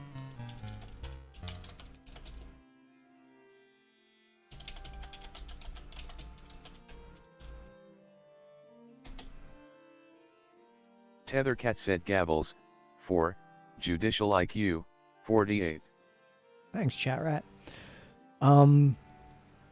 Yeah, that was really a non-case. That's why I just blew through it, because there was nothing exciting. Typically, I like to ask everyone in chat and all of my bailiffs, hey, would you care to construct a narrative? Have some input? Would you care to flesh this out? What would you think would be an appropriate length of sentence, and what kind of sentence? But in this case, nothing happened. So I didn't engage that way. Hopefully the next case will be a little bit more plentiful. I think that's a good way of putting it.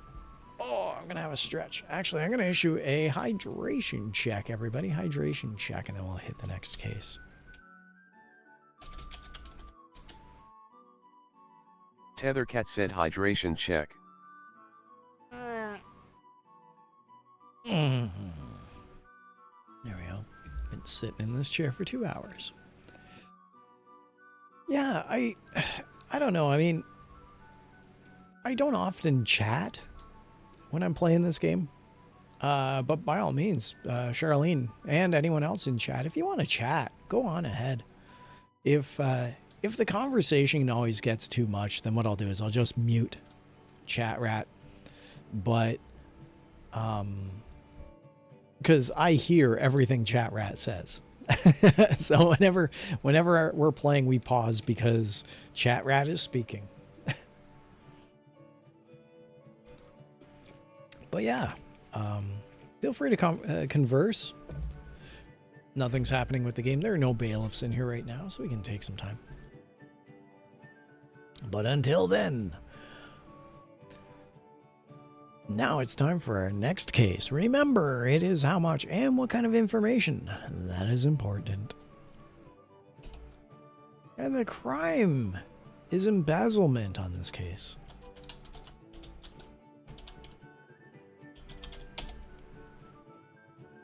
Tethercat said crime, embezzlement. Okay, let's take a look at the details of this crime. And we're going to look at the demographics. The offender is a 62-year-old Oriental male. The victims are the state and the people. The offender-victim relationship is that the offender figured that a few victims were inevitable. The weapon used in physical injury was none. In the crime of embezzlement, the property damage or loss was $370. That's DATV. Charlene Milligan. Said I'm sorry I've got to go, good night. Charlene, it was good having you. Please stop in whenever you can. It's always fun seeing old familiar faces. You take care. You have a good night, all right? Enjoy your weekend.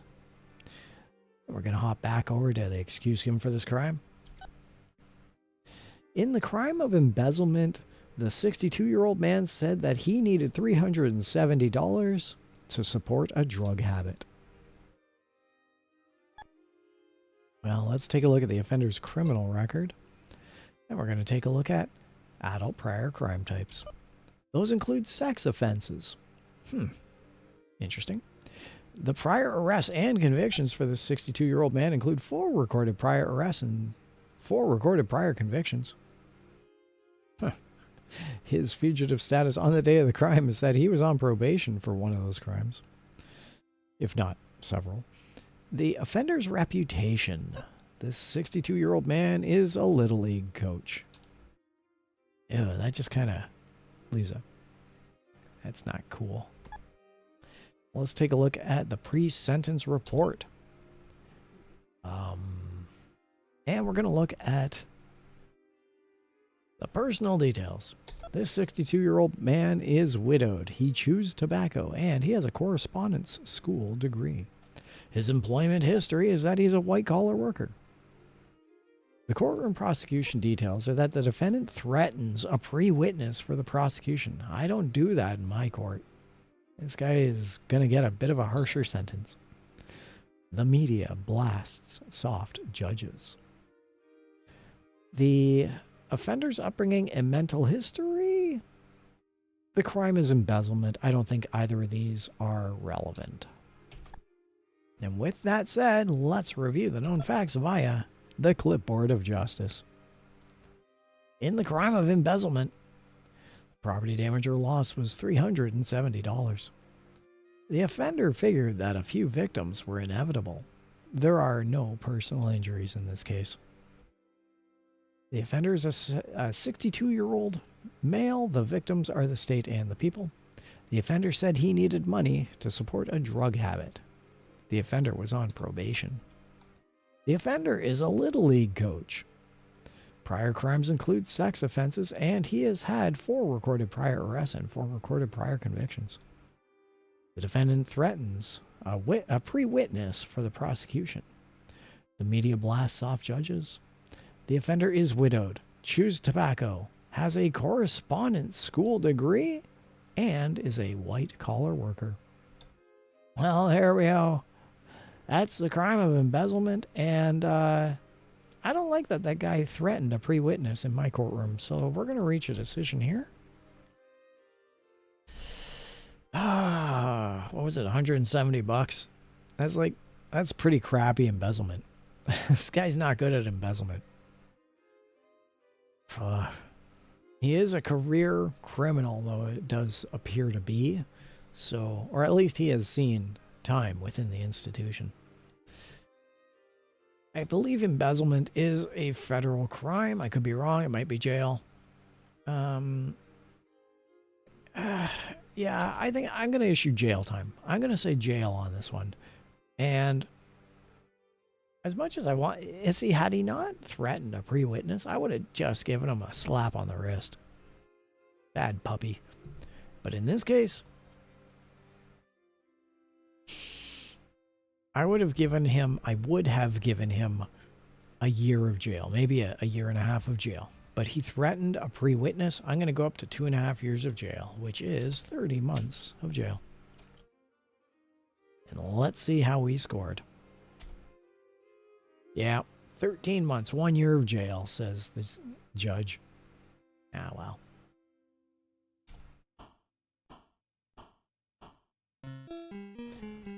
You've received only 4 gowls. You might be ready to handle traffic court. Try some more cases to improve your score.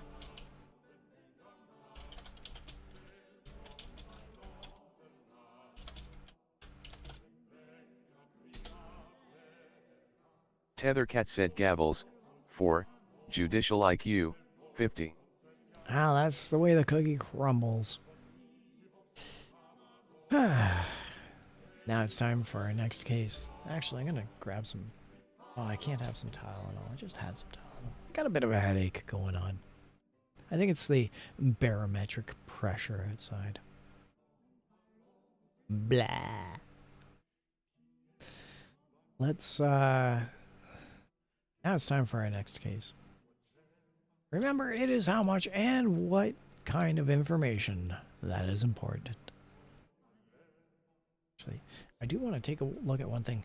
Pardon me while I am distracted from the game for just a brief instance of moment. I'm just going to check something out. Doop-a-doop-a-doop-a-doop-a-doop. Okay, that's all I wanted to see. All right, now it's time for our next case. Remember, it is how much and what kind of information that is important. The defendant is to be sentenced for the crime of smuggling.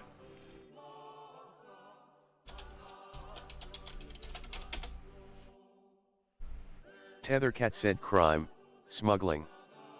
And we're going to look at the details of the crime. The demographics for the crime of smuggling is that the offender is a 20-year-old white Jewish male. The victims are the state and the people. The offender-victim relationship. The offender gave no thought to any of the victims for smuggling. The weapon used physical injury. There was none. Property damage or loss was $200,000. That is not insignificant. And the excuse given for this crime of smuggling. The offender said he needed money.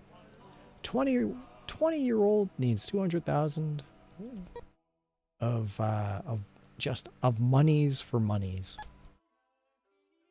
The offender's criminal record. Now we're going to look at the adult prior crime types. This 20-year-old, once again, specific crime type of information is unavailable, and that's usually a red flag that the game may crash at the end. The prior arrests and convictions. Whoa, this 20-year-old has had 10 recorded prior arrests, but an amazing lawyer. This 20-year-old has only had no convictions prior. Whew. Well, the fugitive status on the day of the crime. The offender is clean. Oh, man. An amazing lawyer for this. But not today. Not today. The offender's reputation is that he's active in politics. Okay. We'll see if anyone accuses me of corruption after this case when I sentence this 20-year-old. Because he is 20, I am curious about his juvenile court blotter. It will not factor into the case, but it may provide some mindset.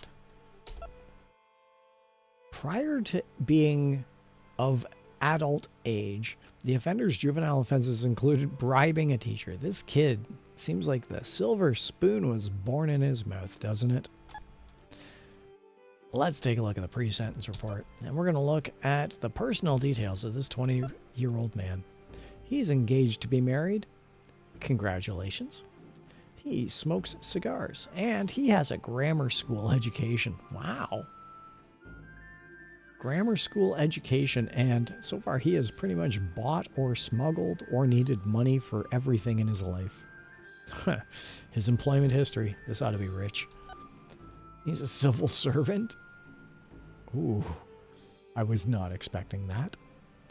The courtroom prosecution details. The defendant was convicted by a jury for smuggling. The prosecutor calls for a strong sentence at a press conference. That 0 recorded prior convictions is now up to 1. Do we need to look at the offender's upbringing or mental history? I am insanely curious about the offender's upbringing. The offender was born on a yacht and will someday own Mars. The offender's parents were on welfare, and the offender was raised in a hippie community. This is not hippie behavior for this man. I don't care about his mental history. Let's review the known facts via the clipboard of justice. In the case of smuggling, the property damage or loss was $200,000. The offender gave no thought to any of the victims. There was no personal injury.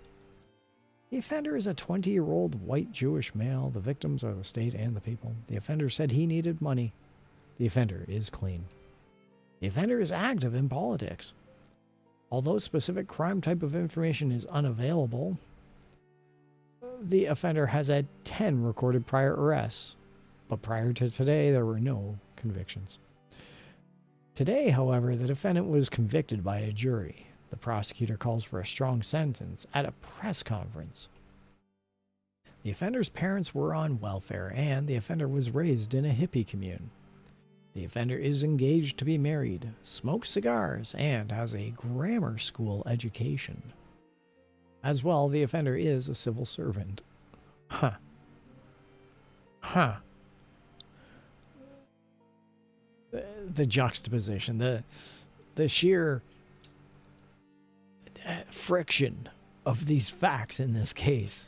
It's mind-boggling, but we have to reach a decision. Smuggling $200,000, I believe, is prison. And although this guy has gotten away scot-free before, today is his unlucky day. I think that we're going to go, I want to say 4 years of prison. Now, I might actually lessen that to 3 years of prison. Yeah. Yeah. He's young, and I think he can be real. Ooh, that's a factor. Can he be rehabilitated? Yes, absolutely. Well, I can't say absolutely because he's had 10 recorded prior arrests. The narrative I have in my mind is that this guy has bought his way out of every problem he's ever faced. In prison, he will not be able to buy his way out of. 3 years of prison. Oh, 13 and a half years of prison. Woo-wee. 13 and a half years of prison. Phew.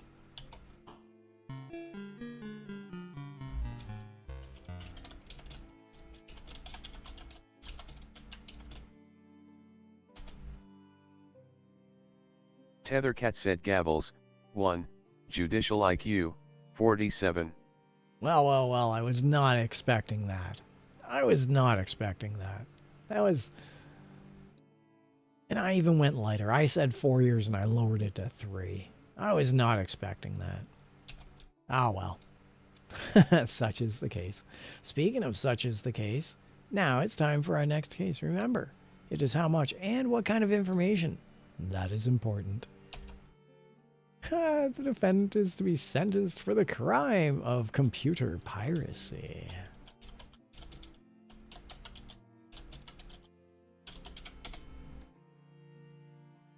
Tethercat said crime, computer piracy. Okay, everyone. Always remember, purchase your software. By the way, this emulator may crash. Let's take a look at the details of this crime. And we're going to look at the demographics. The offender is a 50-year-old Native American woman. The victims are the state and the people. The offender-victim relationship. The offender didn't think anyone would be hurt because she pirated computer software. The weapon used in physical injury was none. However, the property damage or loss for computer piracy, $655. The excuse given for this crime, the devil made her pirate computer software for $655. Well, let's take a look at the offender's criminal record. This 50-year-old woman has adult prior crime types unavailable. Once again, a red flag that the game might crash. The prior arrests and convictions are just one recorded prior arrest, and she's had no convictions. Her fugitive status on the day of the crime is that Canada requests extradition. Those hosers. A. Boot in a boot. Maple syrup. The offender's reputation is that she's also known as Scarface.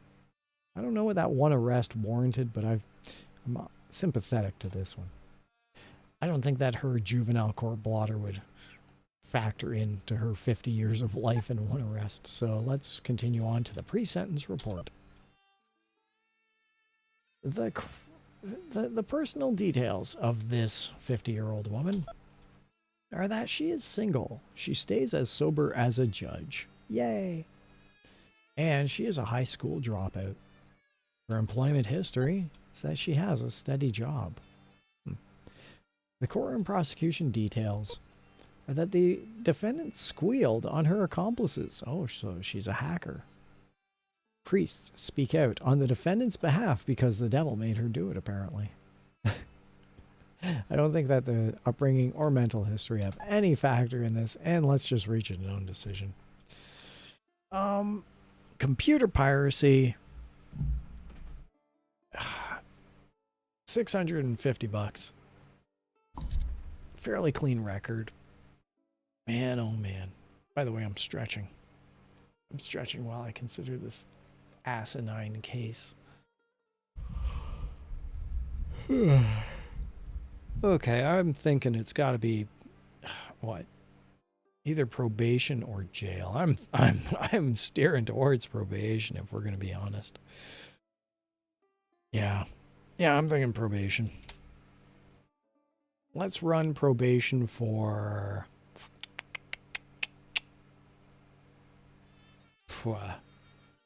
let's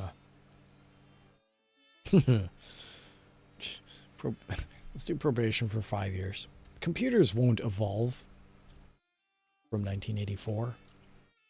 So stay away from those and don't do it again. Slap on the wrist. 5 years of probation. I'd be willing to go lower, but I'm going to settle for 5 years of probation. Jail, 10 months. Yeah, well. That's rough. That's rough.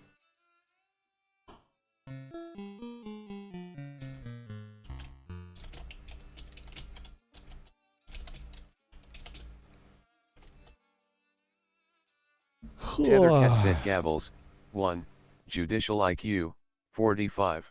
Yeah, we're coming into the top of the hour. I'm going to do another hydration check. Everybody, if you have water, now's a good time to hydrate yourself. Tethercat said hydration check.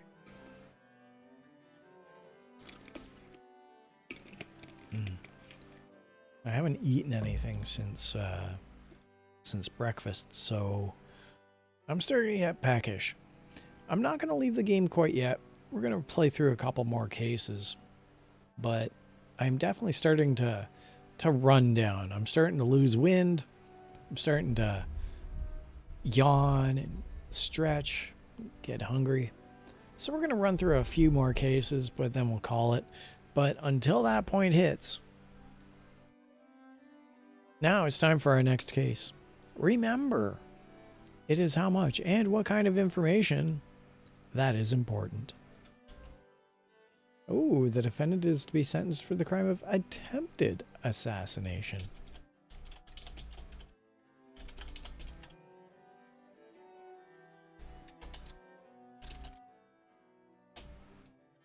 Tethercat said crime, attempted assassination. All right. Let's take a look at the details of this crime. Could be interesting. And we'll take a look at the demographics. The offender is a 60-year-old Caucasian male. The victim was a 55-year-old Caucasian male. The offender-victim relationship. The offender and the victim were barroom buddies. Oh no. Oh no. Oh no. The weapon used physical injury? Oh. The victim was doused in gasoline and set on fire and was later treated at a burn center. Ooh. Okay. Okay. The property damage or loss was $420. And the excuse given for this crime, he did it for publicity. Attempted assassination, barroom buddies, immolation. Publicity. I hate this guy.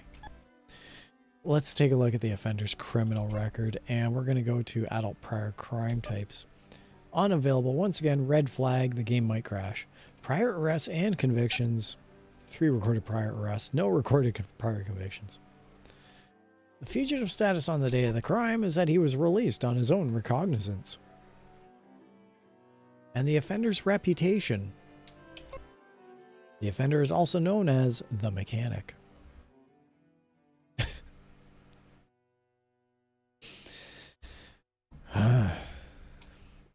Wow. Wow. Attempted assassination. The pre-sentence report.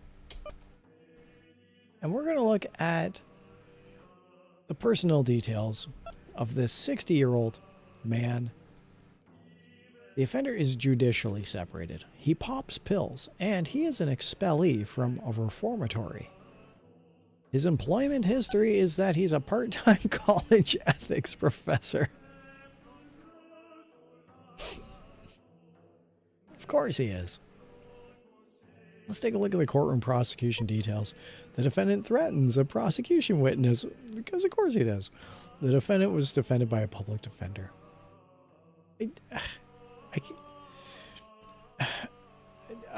I don't know that looking at the offender's upbringing is going to be a factor, but I definitely want to look at the mental history. This 60-year-old man is a compulsive spender?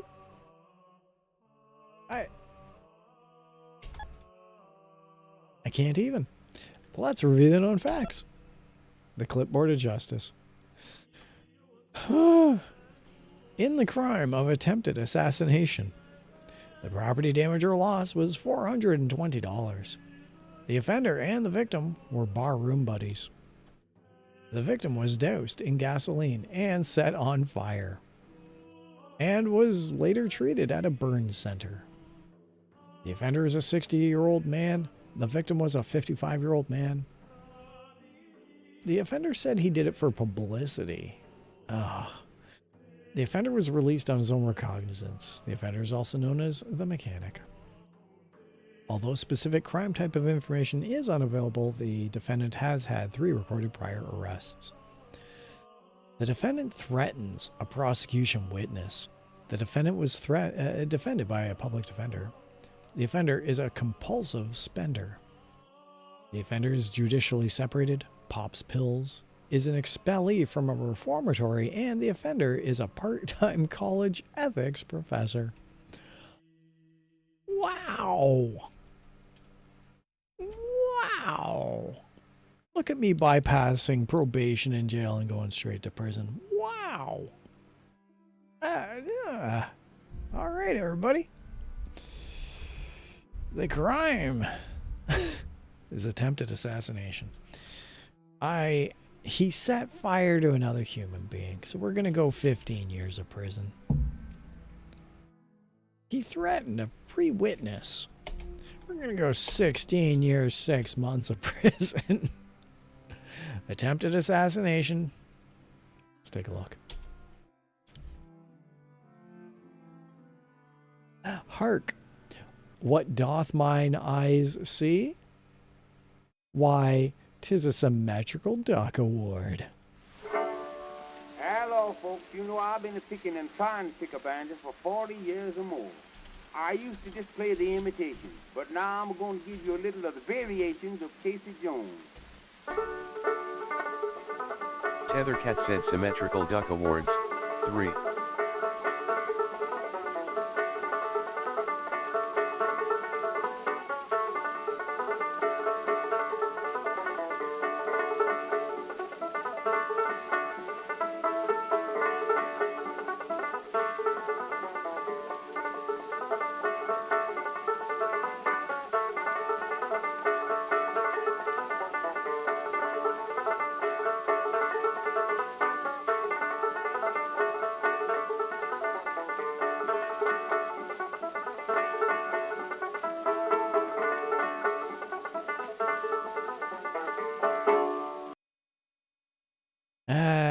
Yes, Sherman. 3 symmetrical duck awards. We're not on a record run yet, but this is a pretty high quota. Pretty high quotient. Congratulations to us. Let's take a look at how we scored on this one. Look at that. 16 and a half. I said initially 15 years. We got 16 and a half. Judge said 14 years was it. We'll see how we did.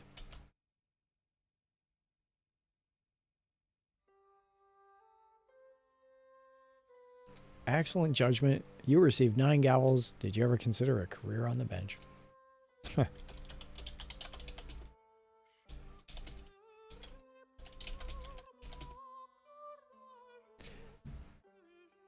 Tethercat said gavels, 9, judicial IQ, 52. Yeah. And see that the audio on the game has cut out? There's a lot of bugs that happen with this game. This is not a flawless game or a flawless stream. So at least we don't get any more chiptune music. And we don't get any more slamming gavels. We're going to have to make do with the music we have on hand and deal with that as it comes. Welcome, everybody watching. It's the top of the hour. I'm glad you're aboard if you saw that case of attempted assassination. We're playing Crime and Punishment tonight. My name's Tethercat. We have the occasional guest bailiff who shows up now and then, pops in and out. And yeah, it's a judge simulation game, so feel free in chat to pitch in your length of sentence and what type of sentence that would be. And with that said, now it's time for our next case. Remember, it is how much and what kind of information that is important. Yeah, we're not going to do this. Sensitive case. Let's rip past it. Okay. The defendant is to be sentenced for the crime of kidnapping. Tethercat said crime, kidnapping. Okay. Now we're going to look at the details of this crime. And the demographics. Oh, it feels painful to not hear the music, so I think I might do a reboot. The offender is a 21-year-old Hispanic male. The victim was a 22-year-old black Protestant woman. The crime of kidnapping. The offender-victim relationship, they were lovers. Aw. That's both cute and not cool. The weapon used physical injury. The victim was placed in a mental institution. Not cool. Property damage or loss was $19,000. The excuse given for... Wait, demographics. 21-year-old. The excuse given for this crime is that he said he wanted money to bet on the horses. They were lovers. They were lovers. And he kidnapped her for $19,000. And she had to be placed in a mental institution. Oh, this 21-year-old's going away. Offender's criminal record. We're going to look at adult prior crime types. And he's also committed property crimes. Prior arrests and convictions. 2 recorded prior arrests. 1 recorded prior conviction. Fugitive status on the day of the crime. He's a jail escapee. God damn. The offender's reputation. He's a political terrorist. I'm going to send this guy away. I don't even care about juvenile court blotter. The pre-sentence report. The personal details. This 21-year-old is unmarried.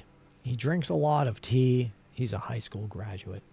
His employment history is that he's had 5 jobs in the last 6 months. The courtroom prosecution details. Probation officer recommends prison. I love you, probation officer. A TV reporter predicts you will imprison the defendant. I love you, TV reporter.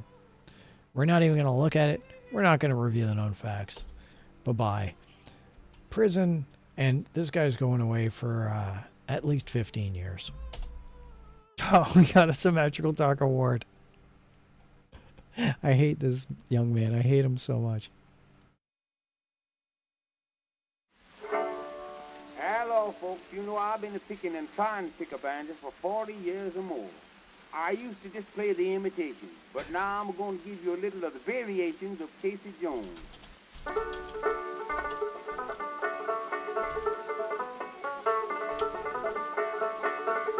Tethercat said Symmetrical Duck Awards, 4.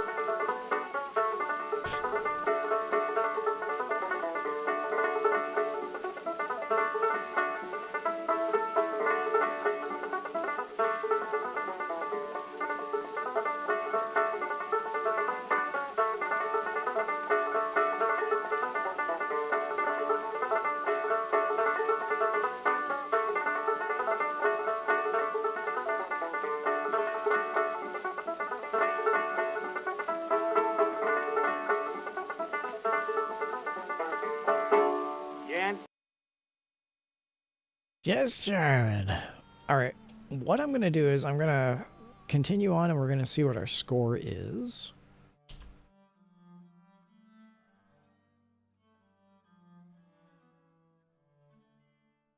There we go. We got 10 gavels. There should be no judge you can't match. You should be the Chief Justice of the Supreme Court.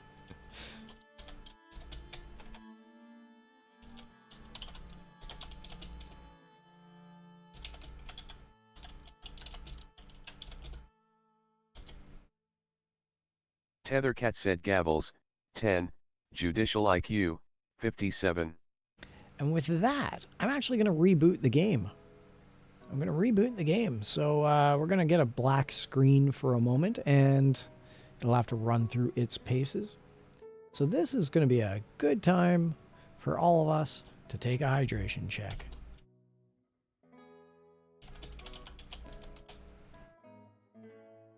Tethercat said hydration check.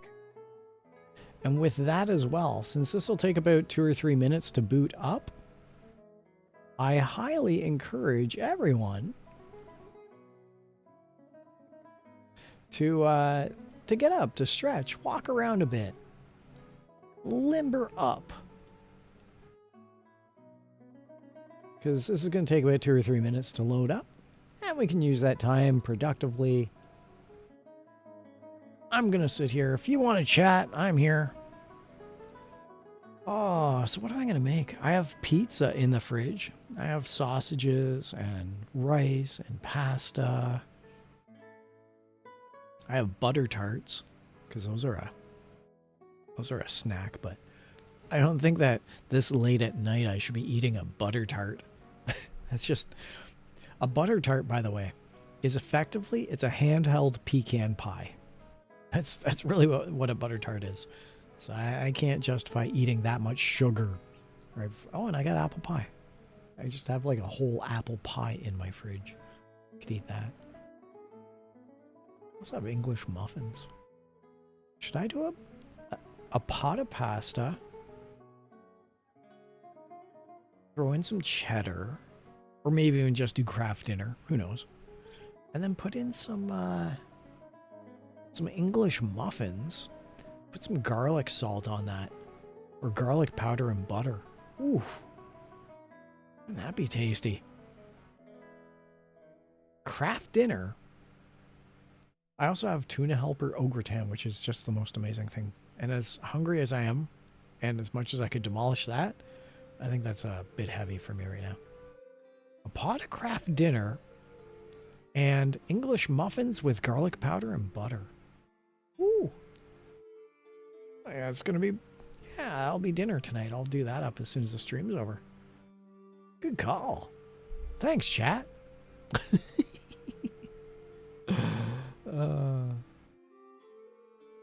Lucid Fur said hi.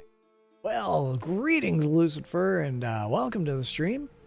It's good to have you aboard. We're just doing a reboot, and in a moment, your ears are going to be blown out because this is going to be insanely loud. So I'm just going to actually lower the volume as soon as it hits. Then I'll raise the volume. Welcome. We're playing Crime and Punishment, and I don't know if you've seen any of my previous VODs. No one on the internet plays Crime and Punishment. I'm the only one who plays this game from 1984. I love this game so much. It's a multiplayer game. You, the audience, you, the viewers, can play. Lucid Fur said yay. This is killing my ears. You guys are getting none of this.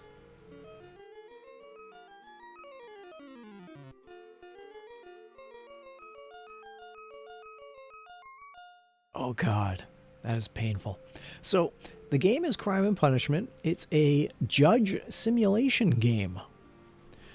And what we do is we hear the facts of the cases.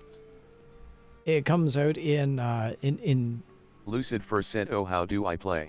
Right. So the case. Let me give you a demonstration. So what we're gonna get is a case. In this case, it's gonna be criminal solicitation. We're gonna go through all the details of the case. At the end, we're gonna review the known facts, and it'll give us a clipboard of the known facts. And then we'll reach a decision, and the decision is going to be prison, jail, or probation. And we're going to choose, let's say, prison or jail or whatever, and it's going to ask us how many years, months, or days do we want to issue to this crime. Every crime is going to be different. This is a roguelike. We're playing a roguelike. It's a roguelike judge simulation game from 1984. And so we're going to go through the details one by one. We're going to have some house rules, but we'll address those when we come to it. And once we review the known facts, which is going to be the clipboard, that's when you, the player, the audience, the viewers, can offer up whether you want it to be prison, jail, probation, for 7 years, for 3 days, for 5 months, whatever you want. So that's how the audience plays. And both myself and any bailiffs who might be showing up on stream will definitely take any audience suggestions into account. So you might say 99 years of prison jaywalking, ha ha ha. We'll ignore those. But if you're actually providing a good sentence and length of sentence, we'll consider that. So with that said, let's hop into this crime. And I'll show you, this will be the test run, and then I'll show you the next one. The crime is criminal solicitation. Tethercat said crime, criminal solicitation. And now we're going to go through each of the details. And we're going to start with the details of the crime. And we're going to look at the demographics, because we've got to know who's doing what here. The demographics for the offender and victim of this crime. The offender is a 40-year-old black Protestant male. The victim was a 21-year-old white Protestant male. As well, one of the house rules is we don't usually factor in race, ethnicity, religion. These are all incidental unless they appear later in the facts, which make them relevant. Otherwise, this case here, the offender is 40-year-old male. The victim was a 21-year-old male. The offender-victim relationship between this 40-year-old man and this 21-year-old man is that they were friends. The crime is criminal solicitation. The weapon used physical injury.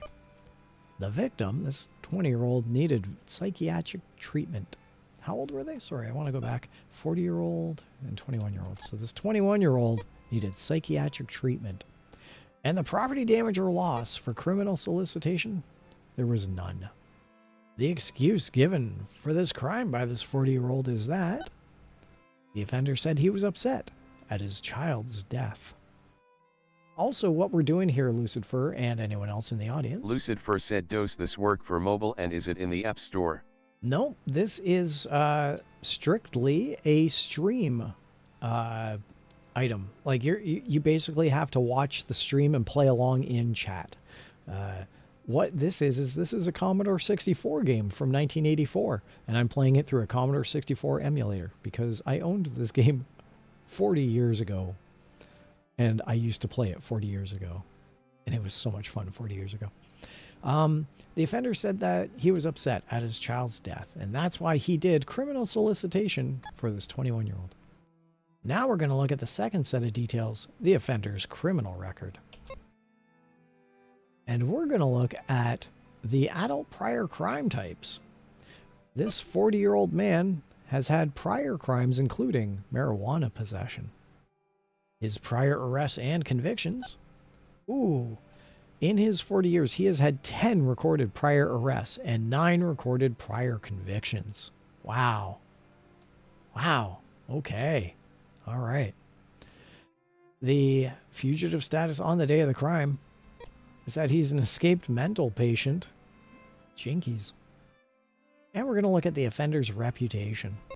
The offender is also known as the Brain. All these facts, by the way, they all get jumbled up, and it's a roguelike. They're always different, each and every case.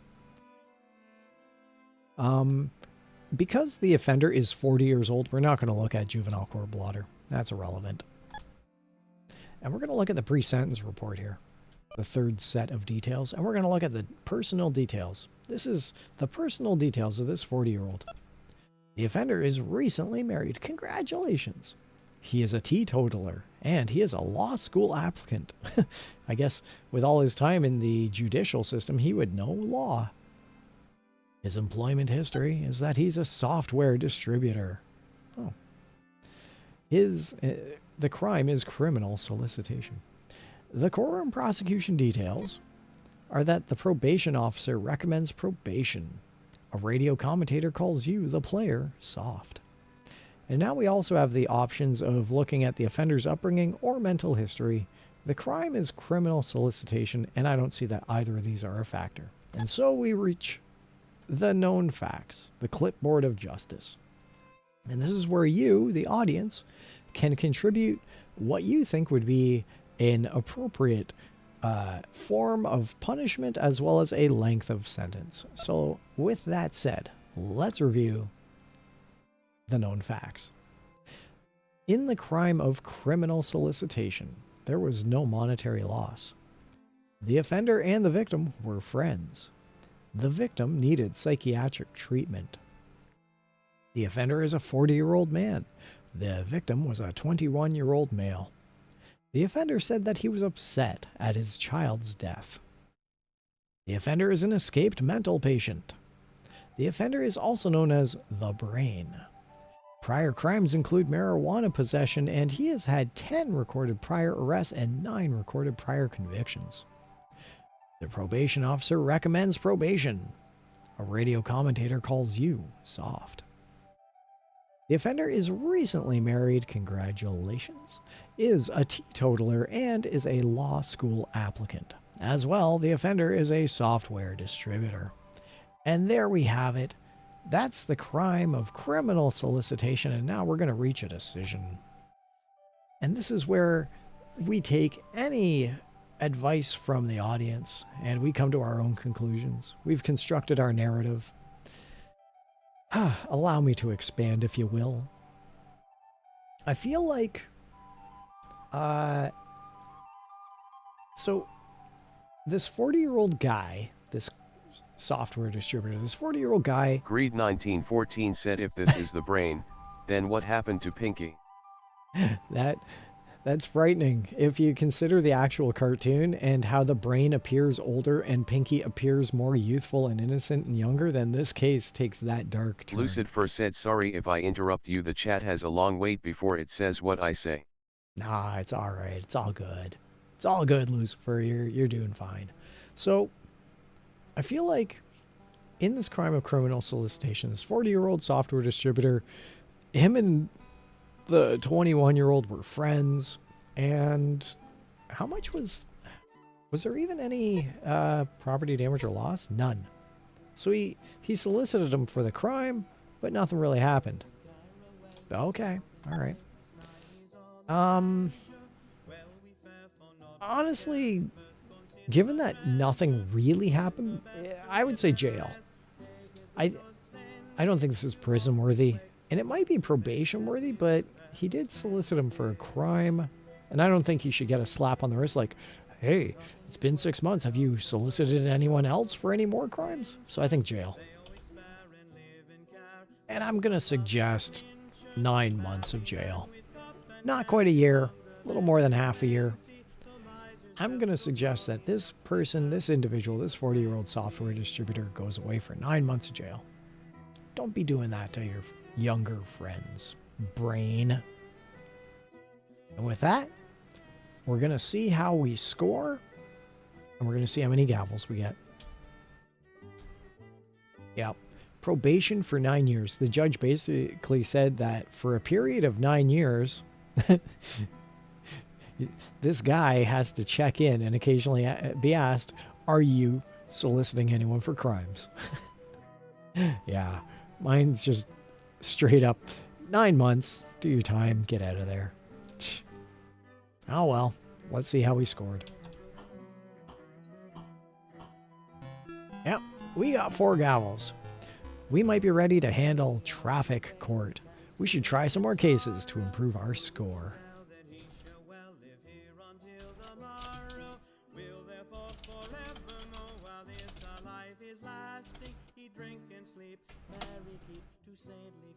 Tethercat said gavels, 4, judicial IQ, 73. And that's the game. This is how it's played. We get short little 10-minute bursts of cases. We construct a narrative. We find our score, and occasionally we will get a symmetrical duck award.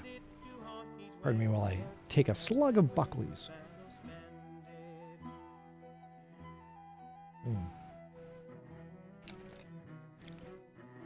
Ah. Buckley's. Canadian cough medicine.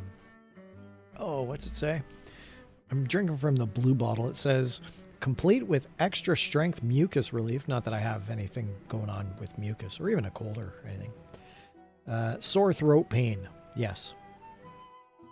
Headache. Oh, apparently this helps with headaches, which I have a headache. Okay, everyone. Oof. Buckley's. With that said, it's time for our next case. Remember, it is how much and what kind of information that is important. The defendant is to be sentenced for the crime of reckless driving.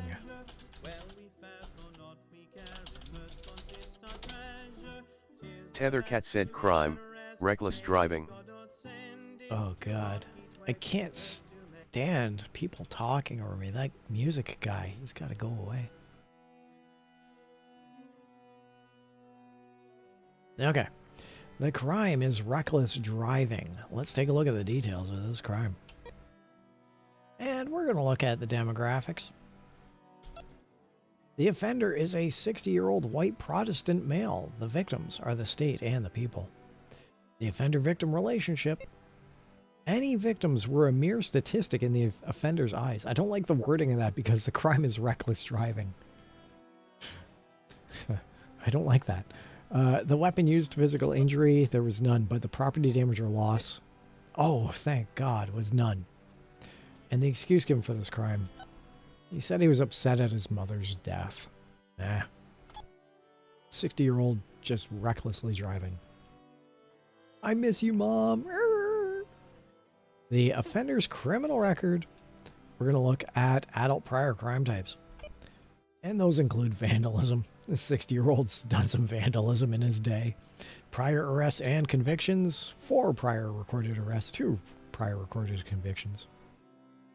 The fugitive status on the day of the crime is that he left a drug detoxification program. We're going to look at the offender's reputation. The offender is a stoolie. Well, we'll see if he gives away information on any other cases. Let's look at the pre-sentence report. And we're going to find out the personal details of this 60-year-old man. He's unwed. He pops pills, and he's a merit scholar. His employment history is that he teaches karate. Attaboy. The courtroom prosecution details. I don't know why that amuses me. The courtroom prosecution details is that the defendant squealed on his accomplices for reckless driving. Okay. The ACLU says that a harsh sentence would be an outrage. I guess. We don't need to look at the offender's upbringing or mental history. I think it's pretty much a non-case. We can reach a decision. We don't need the known facts, clipboard of justice on this one. The crime is reckless driving. Nothing happened. He said he was upset at his mother's death. Nothing happened. I'm willing to give this guy probation. I don't think that he left a drug detoxification program on the day of the crime, so I think rehabilitation is a potential. So I'm going to give this guy 5 years of probation. And I'm really going to say take advantage of the resources that the system has to offer. Clean yourself up. Go through the grieving process. Go through the drug detoxification process. Become a better person. Become the person that you think your mom would have wanted you to be. And with that said, I'm going to issue 5 years of probation. Let's take a look. We got our fifth tie-breaking Symmetrical Duck Award. Congratulations to us. Hello, folks. You know I've been picking and trying to pick a banjo for 40 years or more. I used to just play the imitations, but now I'm going to give you a little of the variations of Casey Jones.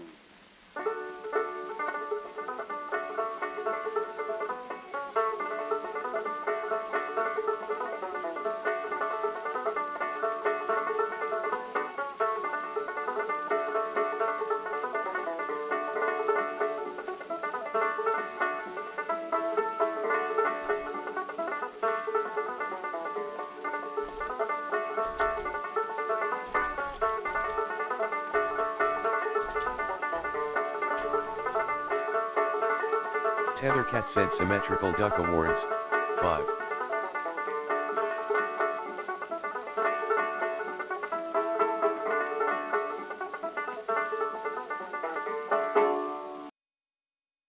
Fantastic. We've got ourselves our 5th Symmetrical Duck Award. This is great. We've now tied our record for most Symmetrical Duck Awards in a session. Look at that. 5 years of probation, 5 years, 4 months of probation. Let's see how we scored. Lucid Fur said, do you go live very often? We got 10 gavels. There's no judge we can't match. We should be Chief Justice of the Supreme Court. Lucifer, yes, I don't run a schedule, but I do try and go on at least 2 or 3 times a week. And I play a lot of games, but on the weekend when my friends are around and they can be guest bailiffs, I like to play Crime and Punishment. It's a fun group game.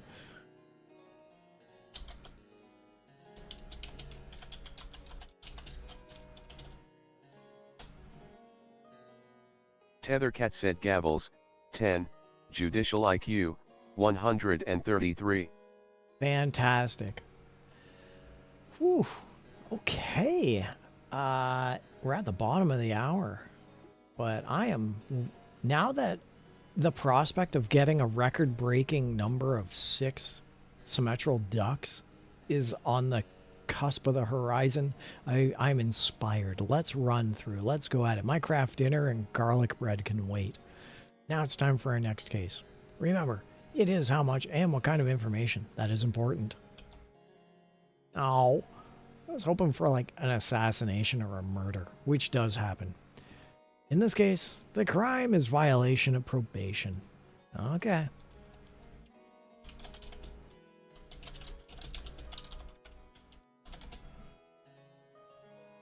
Tethercat said crime, violation of probation. Man, that's a bit of a downer. Oh well. Details of the crime. And we're going to look at the demographics. The offender is a 65-year-old white Jewish male. The victims are the state and the people. The offender-victim relationship. Society is the victim. Society is the victim. Sorry, there's a bit of a joke in that. Also, I have to sneeze, so maybe I'll get that out of the way. Let me hit mute. I'll be right back.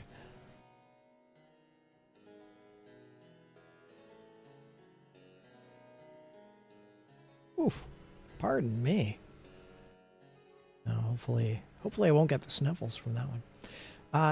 The weapon used physical injury, there was none, and property damage or loss was none. The crime is violation of probation, and the excuse given for this crime? The offender said he had an irresistible urge to violate parole. 65 years old. Villains be villains. Let's look at the offender's criminal record And we're going to take a look at adult prior crime types. This 65-year-old has had use of illegal weapons as a prior crime set. His prior arrests and convictions, just one arrest and one conviction for use of illegal weapons. And his fugitive status on the day of the crime is that he's not a fugitive. The offender's reputation. He's also known as Scarface. I don't think a 65-year-old's juvenile court blotter has anything to do with it, so let's take a look at the pre-sentence report. Now we're going to look at his personal details. 65-year-old man is widowed, doesn't use drugs, and is a self-educated citizen. His employment history. The offender was fired for unreliability. The courtroom prosecution details. The defendant was held in contempt of court. The crime is violation of probation, which is a non-crime. It's a nothing burger. But the defendant was held in contempt of court. Okay. The defendant was defended by a legal aid attorney. I don't think we need to look at the offender's upbringing or mental history on this one, but I do want to review the known facts. And once again, this is an opportunity for those watching along to offer up what you would suggest for a type of sentence as well as a length of sentence. In the crime of violation of probation, there was no monetary loss. Society is the victim. There was no personal injury. All he did was violate parole, or probation. Oh, he violated probation, meaning that any crimes he did were recent. The offender is a 65-year-old man. The victims are the state and the people. The offender said he had an irresistible urge to violate his parole, which include use of illegal weapons, of which he was convicted. The offender, however, is not a fugitive. He's known as Scarface. The defendant was held in contempt of court. The defendant was defended by a legal aid attorney. The offender is widowed, doesn't use drugs, is a self-educated citizen, and was fired for unreliability. Well, that's kind of it, isn't it? That's kind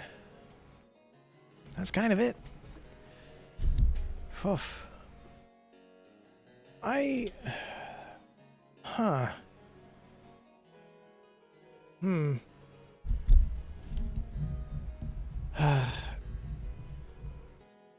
Violation of parole. Or, sorry, violation of probation. Not even parole, just violation of probation. As much as I think that it should be more probation, because nothing happened, I feel like we have to sentence this guy to jail. And again, nothing happened, but he did violate the probation of illegal use of weapons, usage of illegal weapons. So I think that 3 years of jail time would be apt. However, he was held in contempt of court. So I'm going to tack on another 6 months. In between... Oh, wait. 3 months? No, I want to do 3 years of jail. I want to do 3 years of jail, not 3 months. 3 years of jail. And I was going to add in another 6 months. So that's 42 months of jail. 3 years. 3.5 years of jail. Don't be doing violation of probation when it comes to the use of illegal weapons. That's not cool. 3.5 years of jail. All right, chat. I'm not hearing any of the guest bailiffs in the audience, so let's run with what I said. And it may be a little heavy-handed, but you don't get contempt of court in my courtroom. Let's see how he did.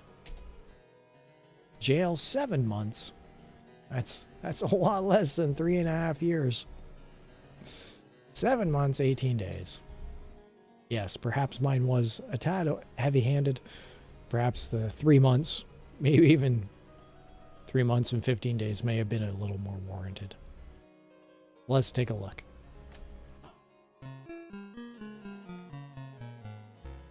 Only one gavel. Perhaps I should study medicine.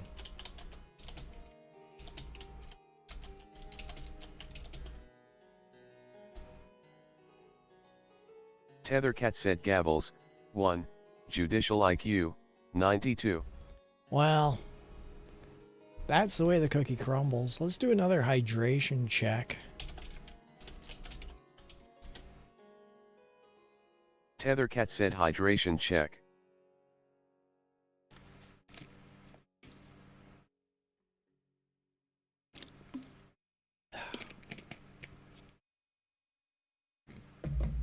Okay. It's 9:40, and I think I'm going to play this to the top of the hour, which usually means about 2 or 3 more cases, usually 2 more cases. Unless any bailiffs join into the chat, and voice chat I should clarify, we'll just run 2 or 3 more cases. We'll run it to the top of the hour. So with that said, everybody, it's time for our next case. Remember, it is how much and what kind of information that is important. The defendant is to be sentenced for the crime of the game glitched, and there will be no sentence. If we were to reach a decision, prison for 1 year, the game would... No, the game crashed. We can't do that. I can't justify the game crashing. So we're gonna reboot the system. That is not a symmetrical duck award, as much as I would have loved it to be. So we're gonna reboot the system, everybody. This is once again another good opportunity for everyone to get up and stretch and move around and limber up. We're gonna play to the top of the hour.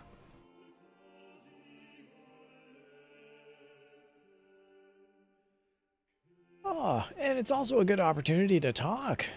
It's also a great opportunity to chew the fat, if you would. Get to know Tethercat. Get to know the audience. Get to know the streaming, the game, the bailiffs, the judicial system of America in 1984. The Commodore 64. Hi, everybody. Oh, yeah, it's...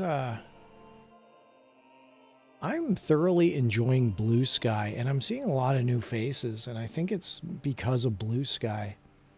So if anyone's watching and they've migrated over, or they're experiencing the game for the first time from there, congratulations. Hello, my name's Tethercat. Sometimes, on occasion, I am a goalie. Sometimes. On occasion, I wear a kilt. Today I'm just dressed up like a judge.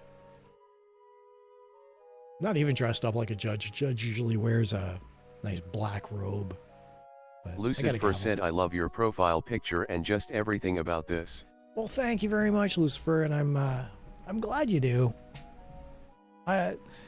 This is, I would say, as far as the avatar, as far as the persona, as far as the live 2D model. Lucifer said LOL. This is, and has to be attributed to the artist Mizu. And Mizu is the live 2D artist I commissioned for this piece. An amazing work of art. I'm so happy that Mizu managed to pull off this phenomenal avatar. I've been so incredibly impressed. Mizu's contact information is in my links. So if you find any of my profiles, whether it's this video or my social media, go and take a look at Mizu's other creations. My brothers, my brethren, my Nikki, my JP Nikki. They're my Tomodachi. Lucifer said, oh. Yeah. I love playing around with this so much. There are so many fun aspects of this. Yeah. And it must have really confused them. Oh. It must have really confused them with the language barrier between English and Japanese when I specifically asked for a gavel. And I had to describe what a gavel was, and I don't know if Mizu knew I was playing Crime and Punishment at that time, but As soon as I got this gavel, just everything turned out for the best. All right, everyone, we're back. We're going to play to the top of the hour. It should be about 2 more cases. So, with that said, court is returning to session, and our rating will be affected by what kind of and how much of information we choose. Oh, we already had embezzlement. Nah, you know what? Let's do embezzlement again. The crime is embezzlement.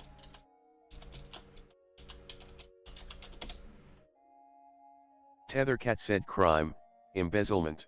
So let's take a look at the details of this crime. And we're going to look at the demographics.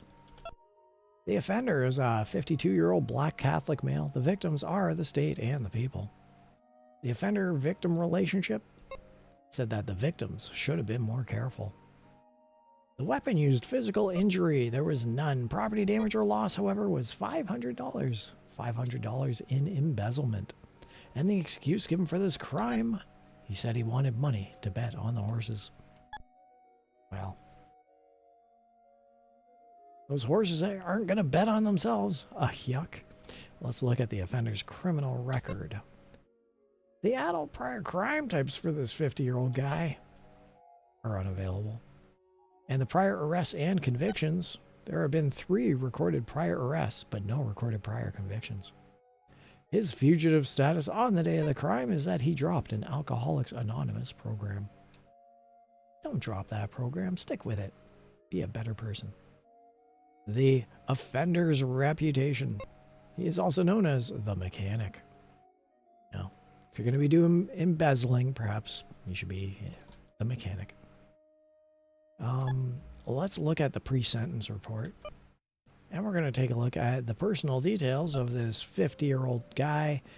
He's divorced, he smokes marijuana, and he is a ski school graduate. The school that he graduated from, the educational institution he graduated from was ski school.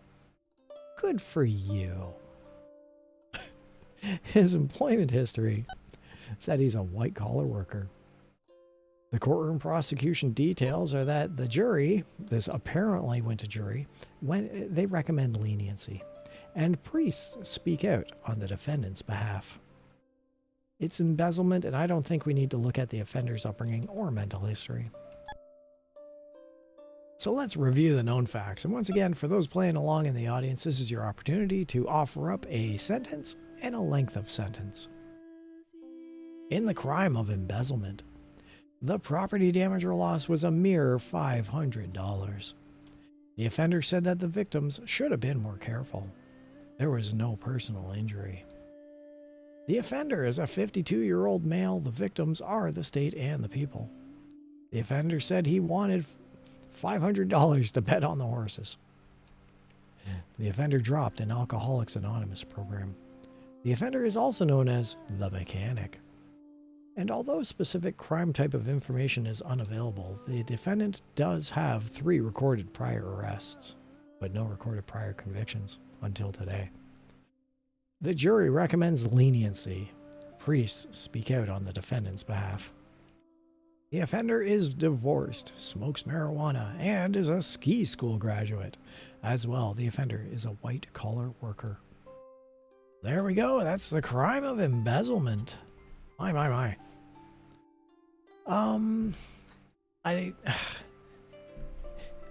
This isn't a slap on the wrist. I don't think we can do probation.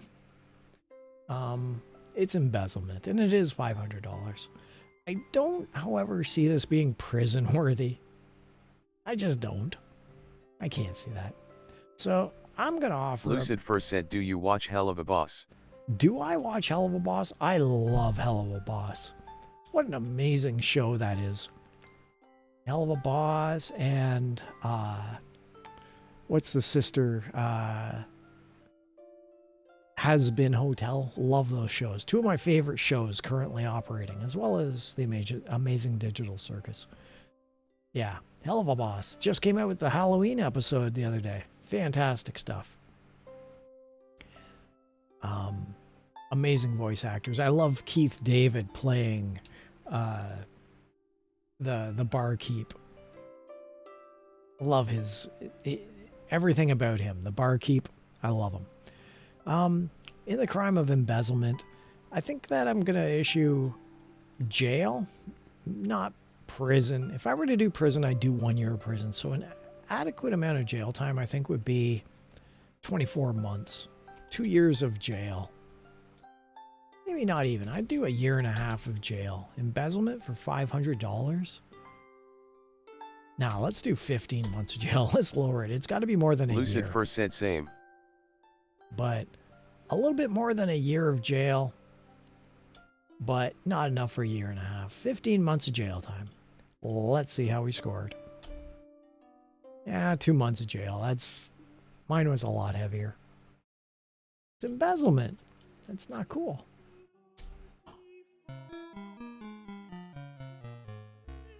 Only one gavel. Perhaps I should study medicine. Yeah.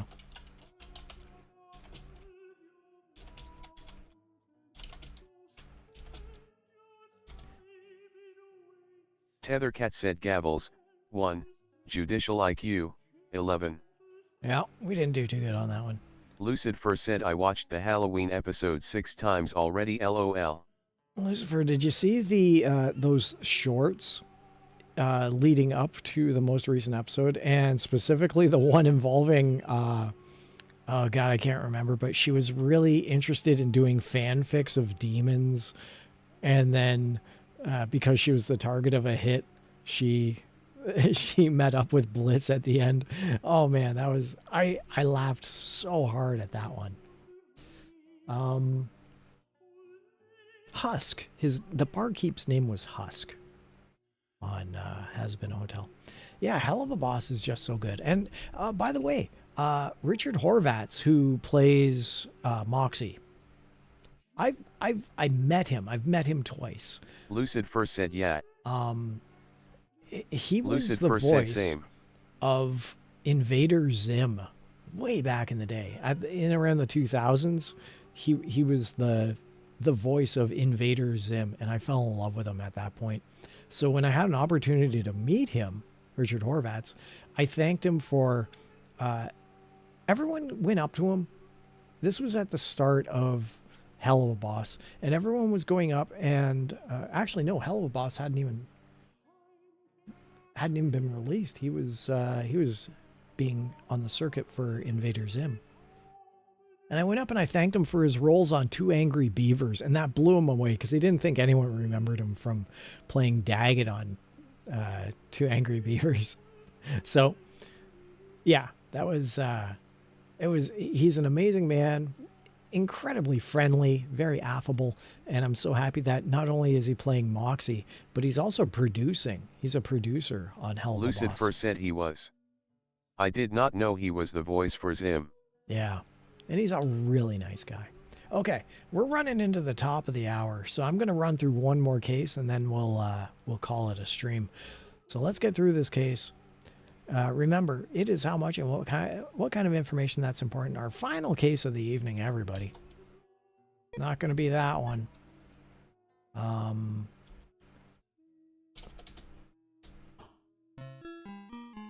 Okay. The defendant is to be sentenced for the crime of possession of burglar's tools.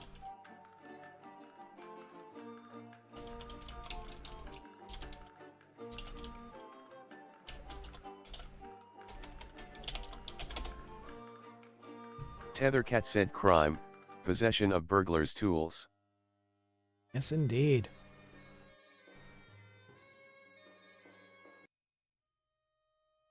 Okay, let's take a look at the details of this crime. And we're going to look at the demographics. The offender is an 18-year-old Caucasian male. Now, in this instance, because the offender is so young, 18 Lucid years first old, said too.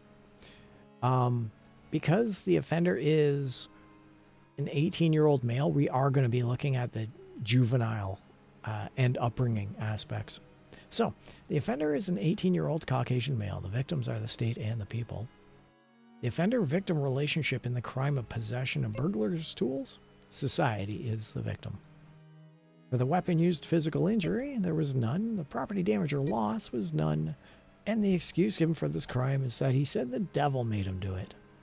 This 18-year-old carrying around burglar's tools said the devil made him do it. Fair enough. The offender's criminal record. Now, keeping in mind that he's young. He's 18 years old. And whether or not he's 18 years old in 1 day or 18 years old in 363 days, we're going to take a look and try him as an adult. His adult prior crime types are unavailable. However, for prior arrests and convictions, he's had none. He's just a squeaky clean kid. The fugitive status on the day of the crime is that he left a drug detoxification program. The offender's reputation is that he's a little league coach. Oh, that's redeeming for someone of such young age. And now we're going to look at juvenile court blotter. And we're going to see what he's done in the years leading up to him turning into an adult. The juvenile's offenses include coke sniffing. Whoa. Buddy. Fugitive status on the day of the crime was that he left a drug detoxification program. Come on, little guy. You can do better. Let's look at the pre-sentence report. And we're going to take a look at his personal details. This 18-year-old man is recently widowed. Oh, that's heartbreaking. My condolences. He drinks a lot of tea, and he is a seminarian. Well, that explains why the devil made him do it. All that coke and being a seminarian, the devil made him carry those burglar tools. The employment history for this 18-year-old is that he's a college student. His courtroom prosecution details, but the probation officer recommends probation. The media blasts soft judges. And we are going to definitely look at the offender's upbringing. The offender had a happy home and was born in Vietnam. And the mental history, I'm curious about this because if he's seen the devil and he's a seminarian and he's doing coke, I definitely want to see what his mental history is. The offender lives constantly in the past and broods around. That's actually describing pretty much every teenager that I've come across. So let's review the known facts on this one. In the case of the possession of burglar's tools, there was no monetary loss. Society is the victim. There was no personal injury. The offender is an 18-year-old male. The victims are the state and the people. The offender said the devil made him do it. On the day of the crime, the offender left a drug detoxification program. The offender is a Little League coach. Although specific crime type of information is unavailable, the offender has had 0 recorded priors and 0 recorded prior arrests and convictions. In the offender's recent past, he has had offenses including coke sniffing. The probation officer recommends probation. The media blasts soft judges. The offender had a happy home and was born in Vietnam. The offender, this 18-year-old man, lives constantly in the past and broods around. The offender is recently widowed, drinks a lot of tea, is a seminarian, and is a college student. And on that, we're going to reach a decision, the final decision of the night as we wrap up the cases for this session. My. I always wonder, is rehabilitation an option? And yes, in this case, he's 18 years old. All he did was carry burglar's tools. Rehabilitation is an option. He's going on probation. Because he's had a history of drug use, and because he left drug detoxification on the day of the crime, I feel that probation to put him on the right course is warranted. And I'm going to give him 8 years of probation. Actually, I'm going to give him 9 years of probation. Actually, I'm going to give him 8 years of probation. Actually, I'm going to give him... Sorry, I know I'm flipping around here. 7 years of probation. All he did was carry burglar's tools, so let's just do 5. Nothing happened. And I really just want him to get the help he needs. I just want him to become a good, prominent member of society. So we'll do, you know what, maybe even just 3 years of probation. I want to do 5, but all it was burglar tools. I can't justify more than that. 3 years of probation, I say. Let's take a look at how he scored. Well, 8 years. I know, I was flip-flopping around. My initial guess was 9 years. Between 8 and 9, so I should have stuck with my gut feeling, but my gut feeling then amended to 3 years, and I feel justified for that. We didn't get our record-breaking symmetrical duck award. We tied, but let's see how we scored. Only 3 gavels. You're not ready for this court. You'd be more comfortable on a different bench in Central Park.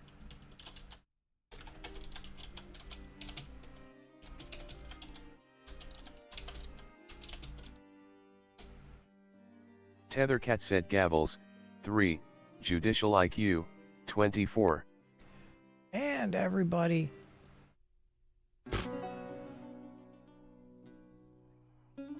that concludes our session for the evening. That concludes tonight's session. Where's my audio?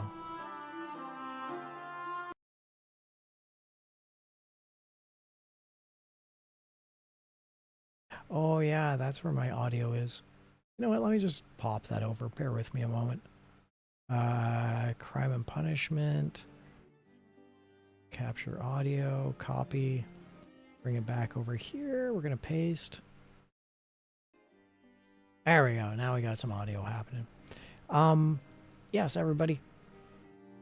That was that's crime and punishment. I'm so glad that we had a chance to play. I should get Bob out of there. Bob. And the pumpkins can stay just for this moment. Everyone, thanks for watching. Lucifer, if you're still in chat, it was great Greed chatting with you. 1914 said hand pink waving. Greed, it was fantastic having you along as well. Pink hand waving to you.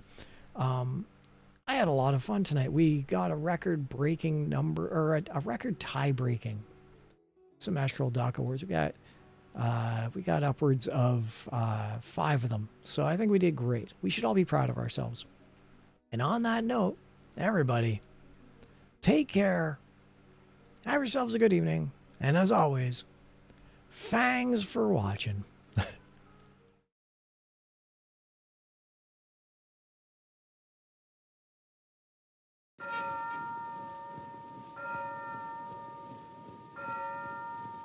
Tethercat said thanks for watching. Tethercat said _carrot.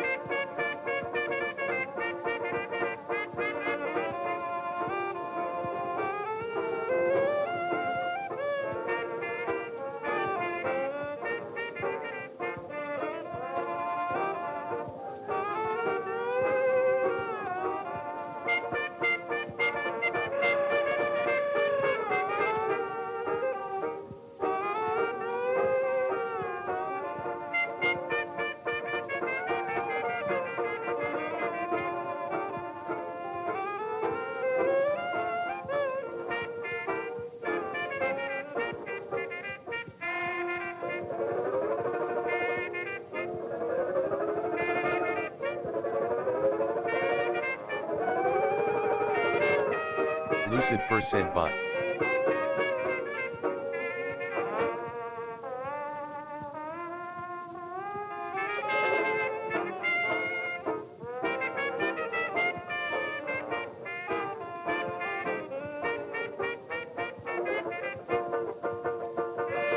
Tethercat said have a good morn /app/eve, take care.